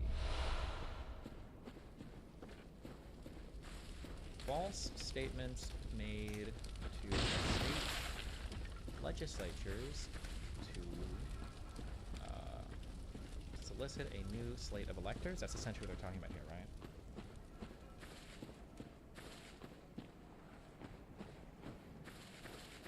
Also, fuck August. Hold on, I have to play this in the background.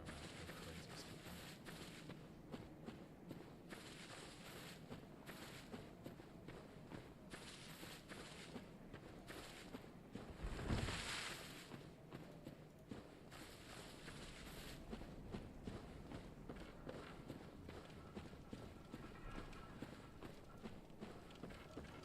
If they get him, I think this is the one. Wait, Patrick, you're a lawyer too, right? You just have the gym player instead of the legal player? 2. False statements to and solicitations of high-ranking state officials. Members of the enterprise, including several of the defendants, made false statements in Fulton County and elsewhere in the state of Georgia to Georgia officials, including the governor, the Secretary of State, Destiny No. Oh, I thought you were.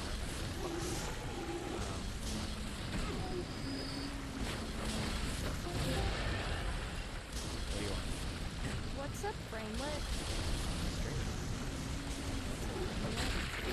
Are you asking what's up brainlet or what's a brainlet? A brainlet. What is a brainlet? I don't know. Usually people are, it's like a human way of telling someone a word, I guess.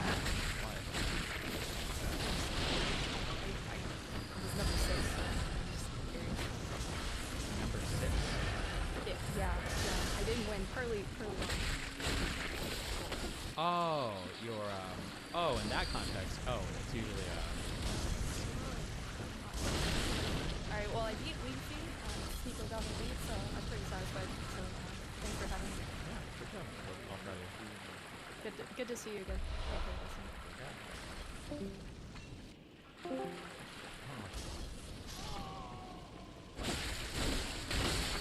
A brainlet is a fucking. That's not true. These people call me brainlet all the time. Why does she have perms? She doesn't. She called me.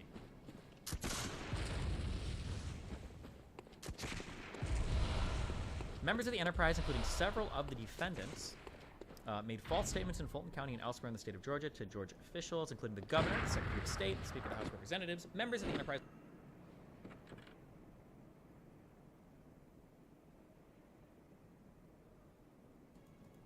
A brainlet is a fucking retard? That's not true, because people call me brainlet all the time. All proud of you. So, I'm pretty satisfied. So, thanks for. Alright, well, I beat Leafy, and Sneako got me beat, so I'm pretty satisfied. Oh, okay.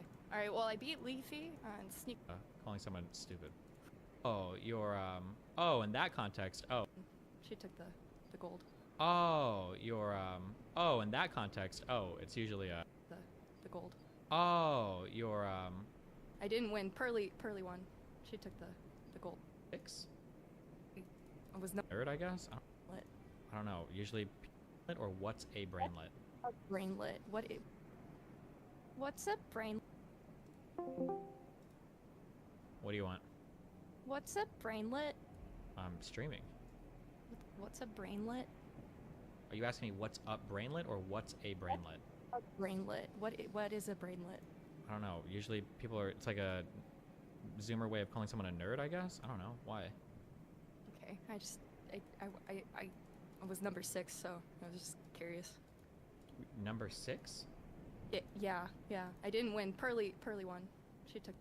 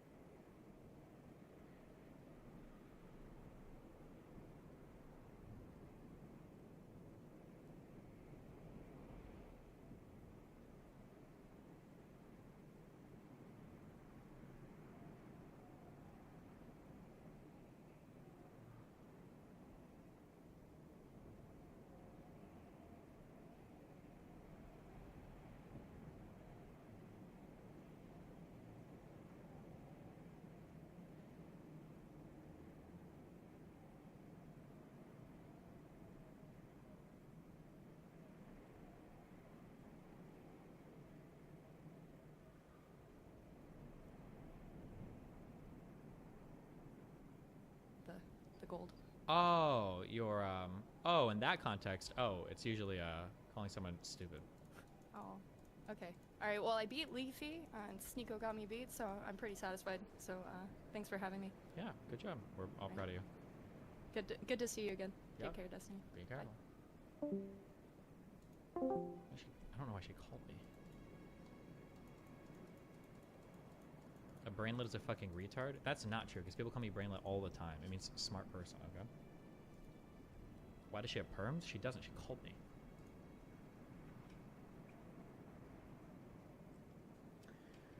Members of the Enterprise, including several of the defendants, made false statements in Fulton County and elsewhere in the state of Georgia to Georgia officials, including the governor, the Secretary of State, and the Speaker of the House of Representatives. Members of the Enterprise also corruptly solicited Georgia officials, including the Secretary of State and the Speaker of the House of Representatives, to violate their oaths to the Georgia Constitution and to the United States Constitution by unlawfully changing the outcome of the November 3rd, 2020 presidential election in Georgia in favor of Donald Trump. Members of the Enterprise also made false statements to and solicited state officials in Arizona, Michigan, and Pennsylvania.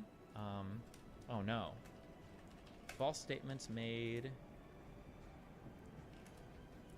to many members of Georgia to overturn or to change the outcome of the election. I wonder if they're not going to include any particular statements or anything. Creation and distribution of false electoral college documents.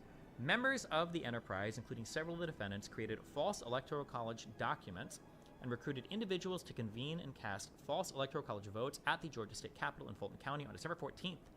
After the false electoral college votes were cast, members of the Enterprise transmitted the votes to the President of the United States Senate and the Archivist of the United States, the Georgia Secretary of State, and the Chief Judge of the United States District Court for the Northern District of Georgia. The false documents were intended to disrupt and delay the joint session of Congress on January 6, 2021, in order to unlawfully change the outcome of the November 3rd election in favor of Donald Trump. Similar schemes were executed by members of the Enterprise in Arizona, Michigan, Nevada, New Mexico, Pennsylvania, and Wisconsin.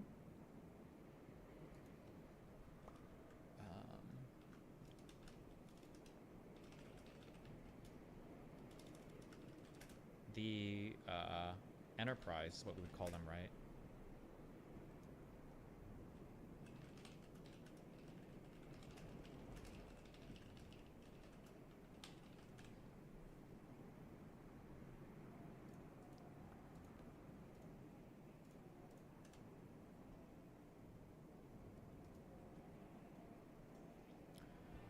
Harassment and intimidation of Fulton County election worker Ruby Freeman. Oh God, this one. Members of the Enterprise, including several of the defendants, falsely accused. This is the one that Trump kept referring to over and over again on the phone call.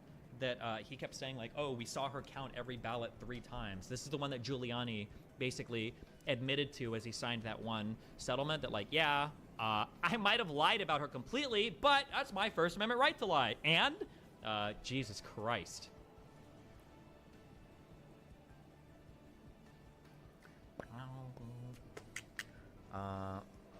Let's see. Accused Fulton County election worker Ruby Freeman of committing election crimes in Fulton County, Georgia. These false accusations were repeated to Georgia legislators and other Georgia officials in an effort to persuade them to unlawfully change the outcome of the November 3rd, 2020 presidential election in favor of Donald Trump.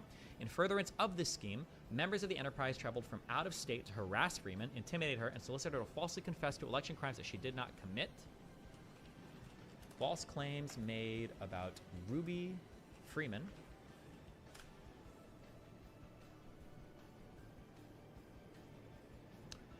Solicitation of high-ranking United States Department of Justice officials. Members of the Enterprise, including several of the defendants, corruptly solicited high-ranking United States Department of Justice officials make false statements to government officials in Fulton County, Georgia, including the governor, the Speaker of the House, and the President pro tempore of the Senate. In one instance, Donald Trump stated to the acting Attorney General, "Just say the election was corrupt and leave the rest to me and the Republican congressman." Is there full context to make in an effort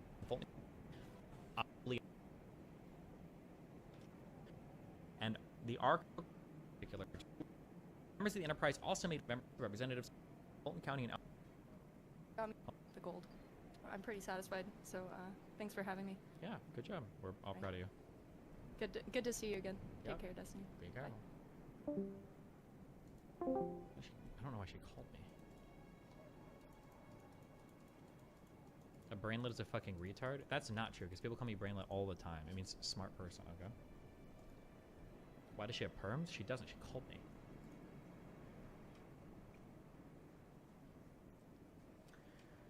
Members of the enterprise, including several of the defendants, made false statements in Fulton County and elsewhere in the state of Georgia to Georgia officials, including the governor, the secretary of state, and the speaker of the House of Representatives. Members of the enterprise also corruptly solicited Georgia officials, including the secretary of state and the speaker of the House of Representatives, to violate their oaths to the Georgia Constitution and to the United States Constitution by unlawfully changing the outcome of the November 3rd, 2020 presidential election in Georgia in favor of Donald Trump. Members of the enterprise also made false statements to and solicited state officials in Arizona, Michigan, and Pennsylvania.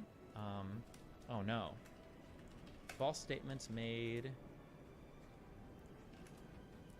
to many members of Georgia to overturn, to change the outcome of the election. I wonder if they're not going to include any particular statements or anything. Creation and distribution of false electoral college documents. Members of the enterprise, including several of the defendants, created false electoral college documents and recruited individuals to convene and cast false electoral college votes at the Georgia State Capitol in Fulton County on December 14th. After the false electoral college votes were cast, members of the enterprise transmitted the votes to the President of the United States Senate and the Archivist of the United States, the Georgia Secretary of State, and the Chief Judge of the United States District Court for the Northern District of Georgia.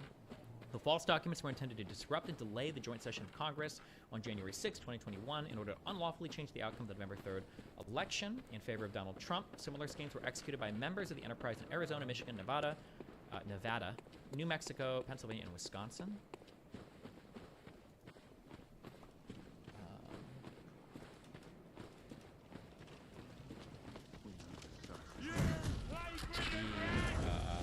Enterprise.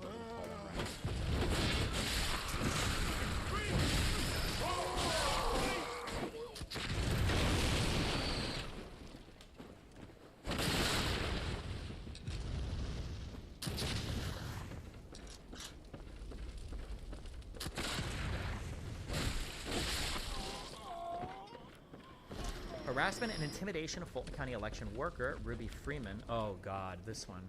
Members of the enterprise, including several of the defendants, falsely accused. This is the one that Trump kept referring to over and over again in the phone call.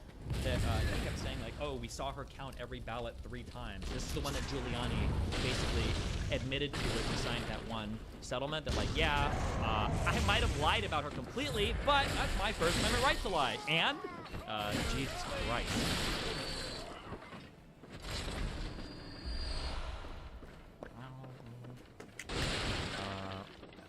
Let's see. Accused Fulton County election worker Ruby Freeman of committing election crimes in Fulton County, Georgia. These false accusations were repeated to Georgia legislators and other Georgia officials in an effort to persuade them to unlawfully change the outcome of the 2020 presidential election in favor of Donald Trump. In furtherance of this scheme, members of the enterprise traveled from out of state to harass Freeman, intimidate her, and solicit her to falsely confess to election crimes that she did not commit. False claims made about Ruby Freeman.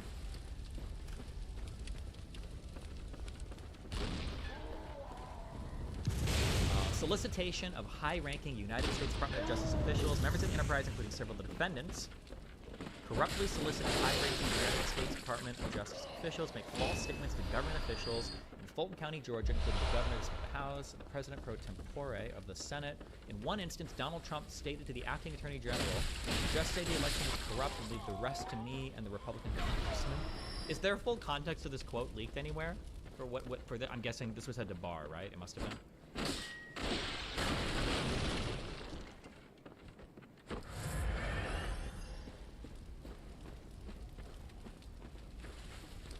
Trump told Barr.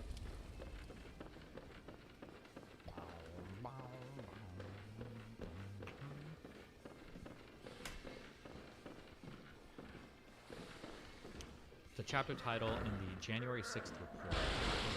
January 6th report. Chapter title.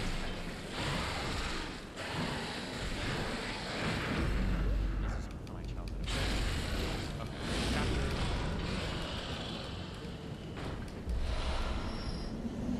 Jesus Christ. Okay, the big lie. I just want to find 11,780 votes. I like that they took. This is a really good report. Props to the people that wrote this. Congratulations, okay? Fake electors and the president of the Senate strategy. The Cheese Bro memos. That must be a guy's name, right? The campaign legal team bows out and Giuliani steps in. Some of the proposed fake electors expressed concerns about the Jesus Christ. Just call it corrupt and leave the rest to me. No shot. Hold on. U.S. Attorney General William Barr knew that there would be trouble before all the votes had been counted. So, quote, so right out of the box on election night, the president claimed that there was major fraud underway, end quote. Barr explained, quote, I mean, this happened, as far as I could tell, before there was actually any potential of looking for evidence, end quote. President Trump was quick to claim, quote, there was major fraud, end quote, based solely on the phenomenon known as the, quote, quote-unquote, red mirage.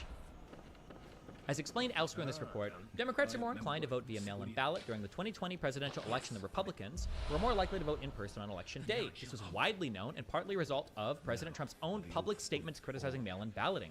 It also created a gap in the timing of how votes were tallied. The early vote tally favored Republicans on election night because the mail-in ballots, which skewed towards Democrats, were not yet fully counted. This occurred not just in 2020, but also in previous elections. The president knew of this phenomenon, but exploited it on election night nonetheless, as he and his allies had planned to do. President Trump exploited this timing gap and used it as the basis for this broad claim that there was major fraud, Barr said. But the Attorney General didn't think much of it. People had been talking for weeks, and everyone understood for weeks that there was going to be that this is going to be what happened on election night. Barr explained, cities with Democratic majorities in the battleground states wouldn't have their votes fully counted until the end of the cycle, with a lot of Democratic votes coming in at the end. This is not some well-guarded secret, as everyone understood that the dynamic of election night in many states would be whether or not the Democratic voters' votes at the end of the day would overcome the election day votes. Bro, who was here for that election stream? God, that was a wild fucking stream. Holy shit. Within days of the election, the president made an avalanche of fraud allegations. It was like playing whack-a-mole, Barr explained, because something would come out one day, and the next day it would be another issue, Barr told his staff. Barr told his staff very soon after the election that he didn't think the president would ever admit that he lost the election, and he would blame it on fraud, and that he would blame the actions and evidence on the Department of Justice. Barr soon took steps to investigate claims of fraud in the 2020 presidential election, even in the absence of evidence. The Department of Justice's long-standing policy had been to avoid any substantive investigations until the election's results were certified. As the country's premier federal law enforcement agency, the DOJ is justifiably concerned that its substantial power can influence the outcome of an election, and it has enacted policies to mitigate this possibility. On November 7th, 2020, the media declared former Vice President Biden the winner of the presidential... On November 7th, the media declared former Vice President Biden the winner of the presidential election. Wait. Am I having a stroke? What does this sentence mean?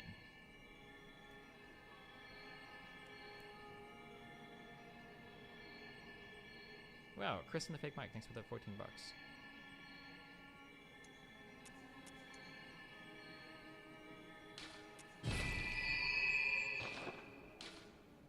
Farewell, mate. Oh my god, never mind. I am having a stroke.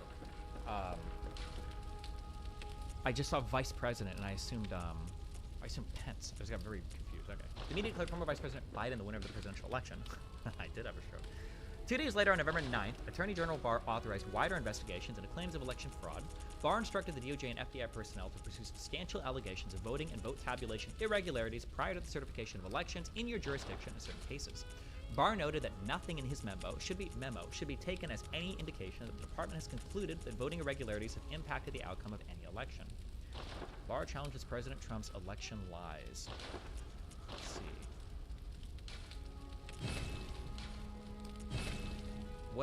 Where is Donald Trump making this statement to?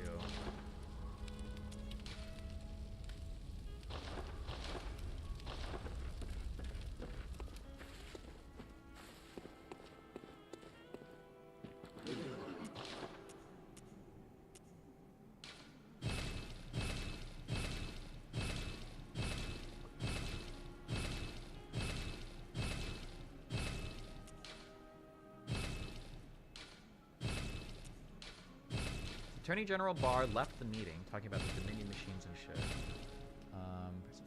Okay. The White House Chief of Staff, Mark Meadows. He talked with Mark Meadows, the White House Chief of Staff, and Jared Kushner, President Trump's son-in-law. I think he's become more realistic and knows that there's a limit to how far he can take this, Meadows said, according to Barr. Kushner reassured Barr, "We're working on this, we're working on it." Barr was hopeful that the president was beginning to accept reality. The opposite happened. "I felt that things continued to deteriorate between the 23rd and the weekend of the 29th, Barr recalled. Barr was concerned because President Trump began meeting with delegations of state legislators, and it appeared to him that there was maneuvering going on.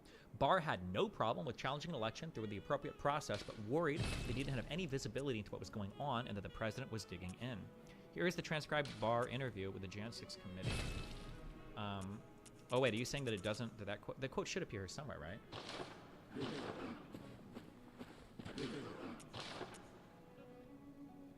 "This is total fraud," the president said, "and how the FBI and Department of Justice, I don't know, maybe they're involved, but how people are getting away with this stuff, it's unbelievable. This election was rigged. This election was a total fraud. Where is the DOJ and the FBI in all this, Mr. President?" Bartiromo asked. Bartiromo? "You've laid out some serious charges here. Shouldn't this be something the FBI is investigating? Are they? Is the DOJ investigating? Missing in action," the president replied.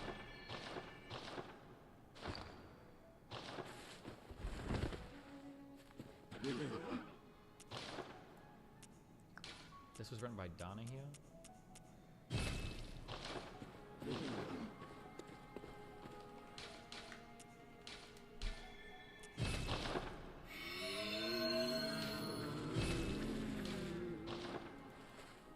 The quote is on page 386 of the report. 386? Oh, did we skip it somehow? Wait. 386, the PDF number or the page number? It's on, oh, not the PDF. Okay, 386. Okay, we'll get there. Donahue's handwritten notes. Donahue was one of the, he's a lawyer. He was a lawyer working for Trump, right? She? Is Donahue? Wait. Donahue, Trump. Richard Donahue was American. Oh no, that was the acting U.S. Deputy Attorney General. I'm sorry. The acting Deputy Attorney General before Biden took office? So it's the principal AG or undisciplinary acting.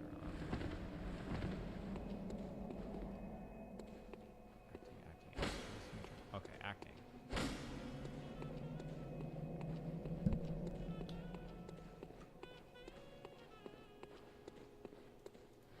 Just say that the election was corrupt, leave the rest to me and the Republican congressman. Oh, I'm looking for a quote by Barr because I assumed that the AG was Barr, but it wasn't. It was Donahue at the time. That makes sense. Okay.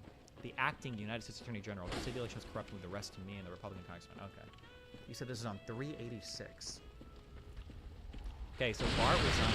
His resignation on December 14th during an interview with the Select Committee. Former Attorney General Barr reflected his face-to-face against the President Trump during December. And in that context, I made it clear I did not agree with the idea of saying the election was stolen, putting out this stuff, which I told the President was bullshit. And you know, I didn't want to be part of it. It's one of the reasons that I didn't decide to go, and I did.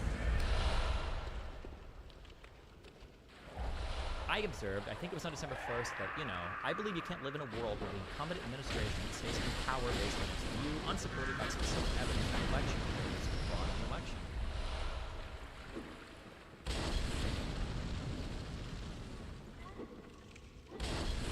Oh, this bullshit report that we read. Around midday on December 14th, Attorney General Barr met with President Trump and Meadows in the Oval Office to discuss his resignation. When he arrived, and even before Barr could mention his resignation, President Trump began speaking at length about the recently released Allied Security Operations, so basically a PDF written by some 8chan loser, report on Dominion voting machines in Antrim County, Michigan. While the Attorney General had been briefed on the allegations in Antrim County and did not find them credible, he promised the President that he would have the DOJ investigate them. The Attorney General then told President Trump that he would come for a separate reason, which to speak to the President privately, so Meadows left. Barr told President Trump that it was clear the President was dissatisfied with his AG and that he decided to resign. President Trump accepted his resignation and asked Barr who would replace him. The AG recommended Jeffrey A. Rosen to acting AG and Richard Donahue as his deputy, although President Trump called Donahue to discuss the possibility of appointing him acting AG. Donahue advised that normal procedures be followed and Rosen became acting AG. President Trump followed his advice upon Barr's departure. Rosen became acting AG. Why did Rosen leave? He's not just an 8chan loser, but he's the son of the owner of it.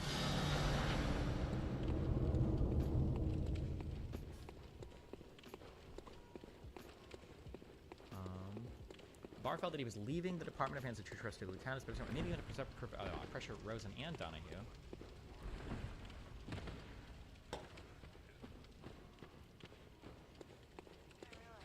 Meeting in the White House, acting Attorney General Rosen, boom. The meeting was largely focused on the ASOG report. That's the one we read yesterday by the guy. According to Donahue, the president was adamant that the report must be accurate, that it proved that the election was defective, that he, in fact, won the election, and that the department should be using that report to basically tell the American people that the results are not trustworthy. President Trump discussed other theories as well, including erroneous allegations of voter fraud in Georgia and Pennsylvania. Both the conversation on December 15th focused on Antrim County, Michigan. President Trump asked why the DOJ wasn't doing more to look at this and whether the department was going to do its job. The Department of Justice was doing its job. In fact, Attorney General Barr ordered unprecedented investigations into the many specious claims. President didn't want to hear the truth. The DOJ okay. We're almost there. 386. Oh, Rosen left when Trump left. Why was Rosen ever talking to Donahue? Or was that just Donahue taking notes about a conversation with him, Rosen, and Trump?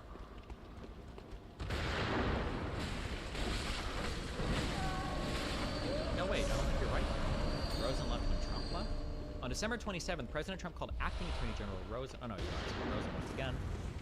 At some point during the lengthy call, Rosen asked that acting Deputy Attorney General Donahue becomes. Okay, so Donahue was part of the combos. According to Donahue's contemporaneous notes, Trump referenced 3 Republican politicians, all of whom had supported the president's election lies. One was Representative Scott Perry, another was Doug Mastriano, state senator from Pennsylvania, who would later be on the grounds of the U.S. Capitol during the June 6th attack. President Trump also referred to Representative Jim Jordan from Ohio, praising him as a fighter. Representative Perry and Jordan often teamed up to spread lies about the election. The two spoke at a Stop the Steal rally in front of the Pennsylvania State Capitol. President Trump made a stream of allegations during the call. The president became more adamant that we weren't doing our job.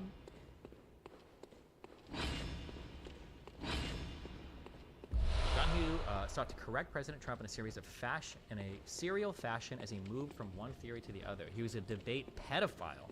The president returned to the discredited ASOG report, which former Attorney General Barr had already dismissed as complete nonsense. ASOG had claimed, based on no evidence, that Dominion voting machines in Antrim County, Michigan had suffered from a 68% error rate, noted above, and in Chapter 1, this was not close to being true. Bipartisan election officials in Antrim County completed a hand recount of all machine-processed ballots on December 17th, 2020, which should have ended the lies about Dominion voting machines.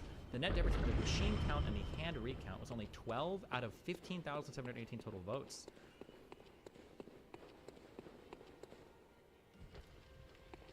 You're too loud, Bowie. Shut up. Back to the labyrinth with you. Donahue informed the president that he cannot and should not be relying on ASAP's claim because it was simply not true. This did not stop the president from later repeating the debunked allegation multiple times, including during his January 6th speech at the Ellipse.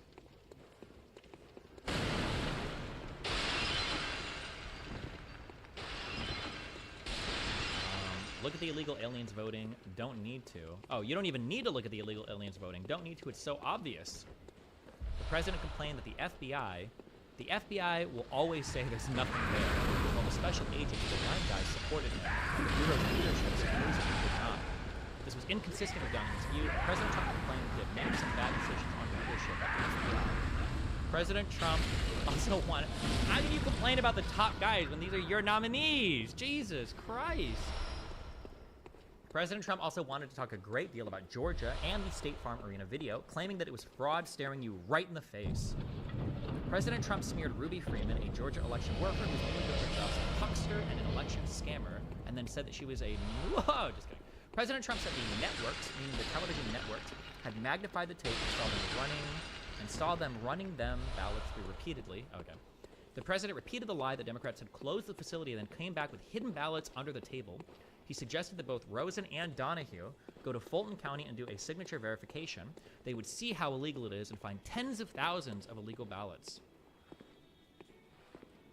President Trump kept fixating on the supposed suitcase in the video, but acting Deputy Attorney General Donahue debunked the president's obsession. There is no suitcase, Donahue made clear. Donahue explained that the DOJ had looked at the video and interviewed multiple witnesses. The suitcase was an official lockbox filled with genuine votes. The election workers simply did not scan ballots for former President Biden multiple times. All of this was recorded by security cameras. In response to what Donald Trump was saying during the conversation, Rosen and Donahue tried to make clear that the claims the president weren't supported by the evidence. You guys must not be following the internet the way that I do, the president remarked. But President Trump was not finished peddling wild conspiracy theories. The president pushed the claim that Pennsylvania had reported 205,000 more votes than there were voters in the state. We'll look at whether we have more ballots in Pennsylvania than registered voters. Acting Attorney General Rosen replied, according to Donahue, they should be able to check that out quickly. But Rosen wanted President Trump to understand that the DOJ can't and won't snap its fingers and change the outcome of the election. It doesn't work that way. I don't expect you to do that, President Trump responded. Just say the election was corrupt and leave the rest to me and the Republican congressman. Donahue explained that this is an exact quote from the president. Jesus. We have an obligation to tell people that this was an illegal, corrupt election. President Trump told the DOJ team at another point in the call. President Trump insisted this was the DOJ's obligation, even though Rosen and Donahue kept telling him that there was no evidence of fraud sufficient to overturn the outcome of the election. We're doing our job, Donahue informed the president. Much of the info you're getting is false.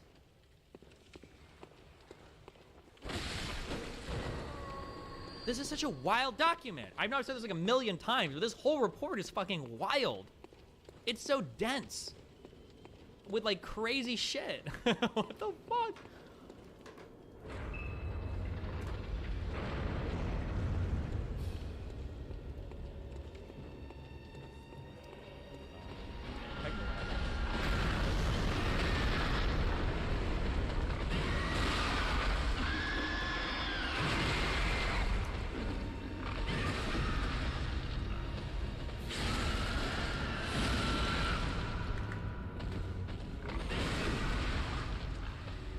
Check the line to the top left.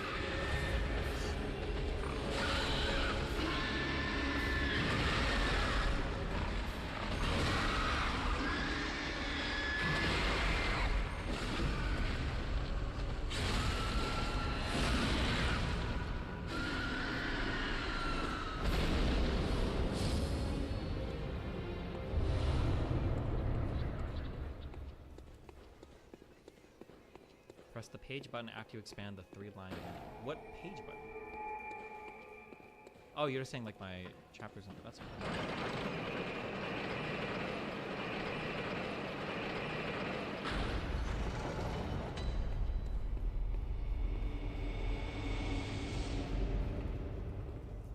Jesus. Okay. Anyway, back to this. 105.6. Solicitation of the Vice President of the United States.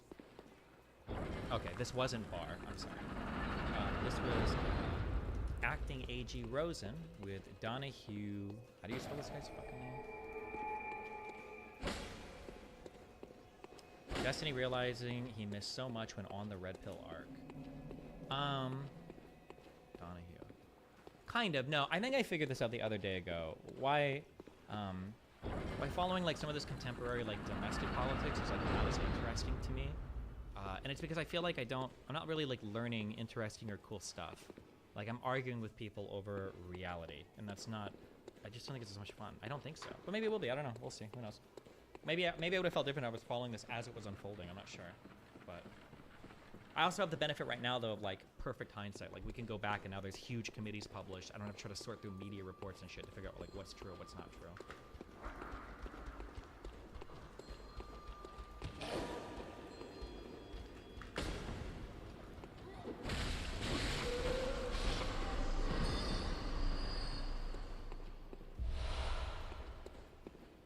That's what the Red Pill essentially devolved into, no? Yeah, but then that's why I got bored of that, right? Solicitation of the Vice President of the United States. Members of the enterprise, including several of the defendants, corruptly solicited the VP of the United States to violate the United States Constitution and federal law by unlawfully rejecting EC votes cast in Fulton County, Georgia, by the duly elected and qualified presidential electors from Georgia. Members of the enterprise also corruptly solicited the VP to reject votes cast by the duly elected and qualified presidential electors from several other states. The enterprise told the VP to reject valid Georgia electors.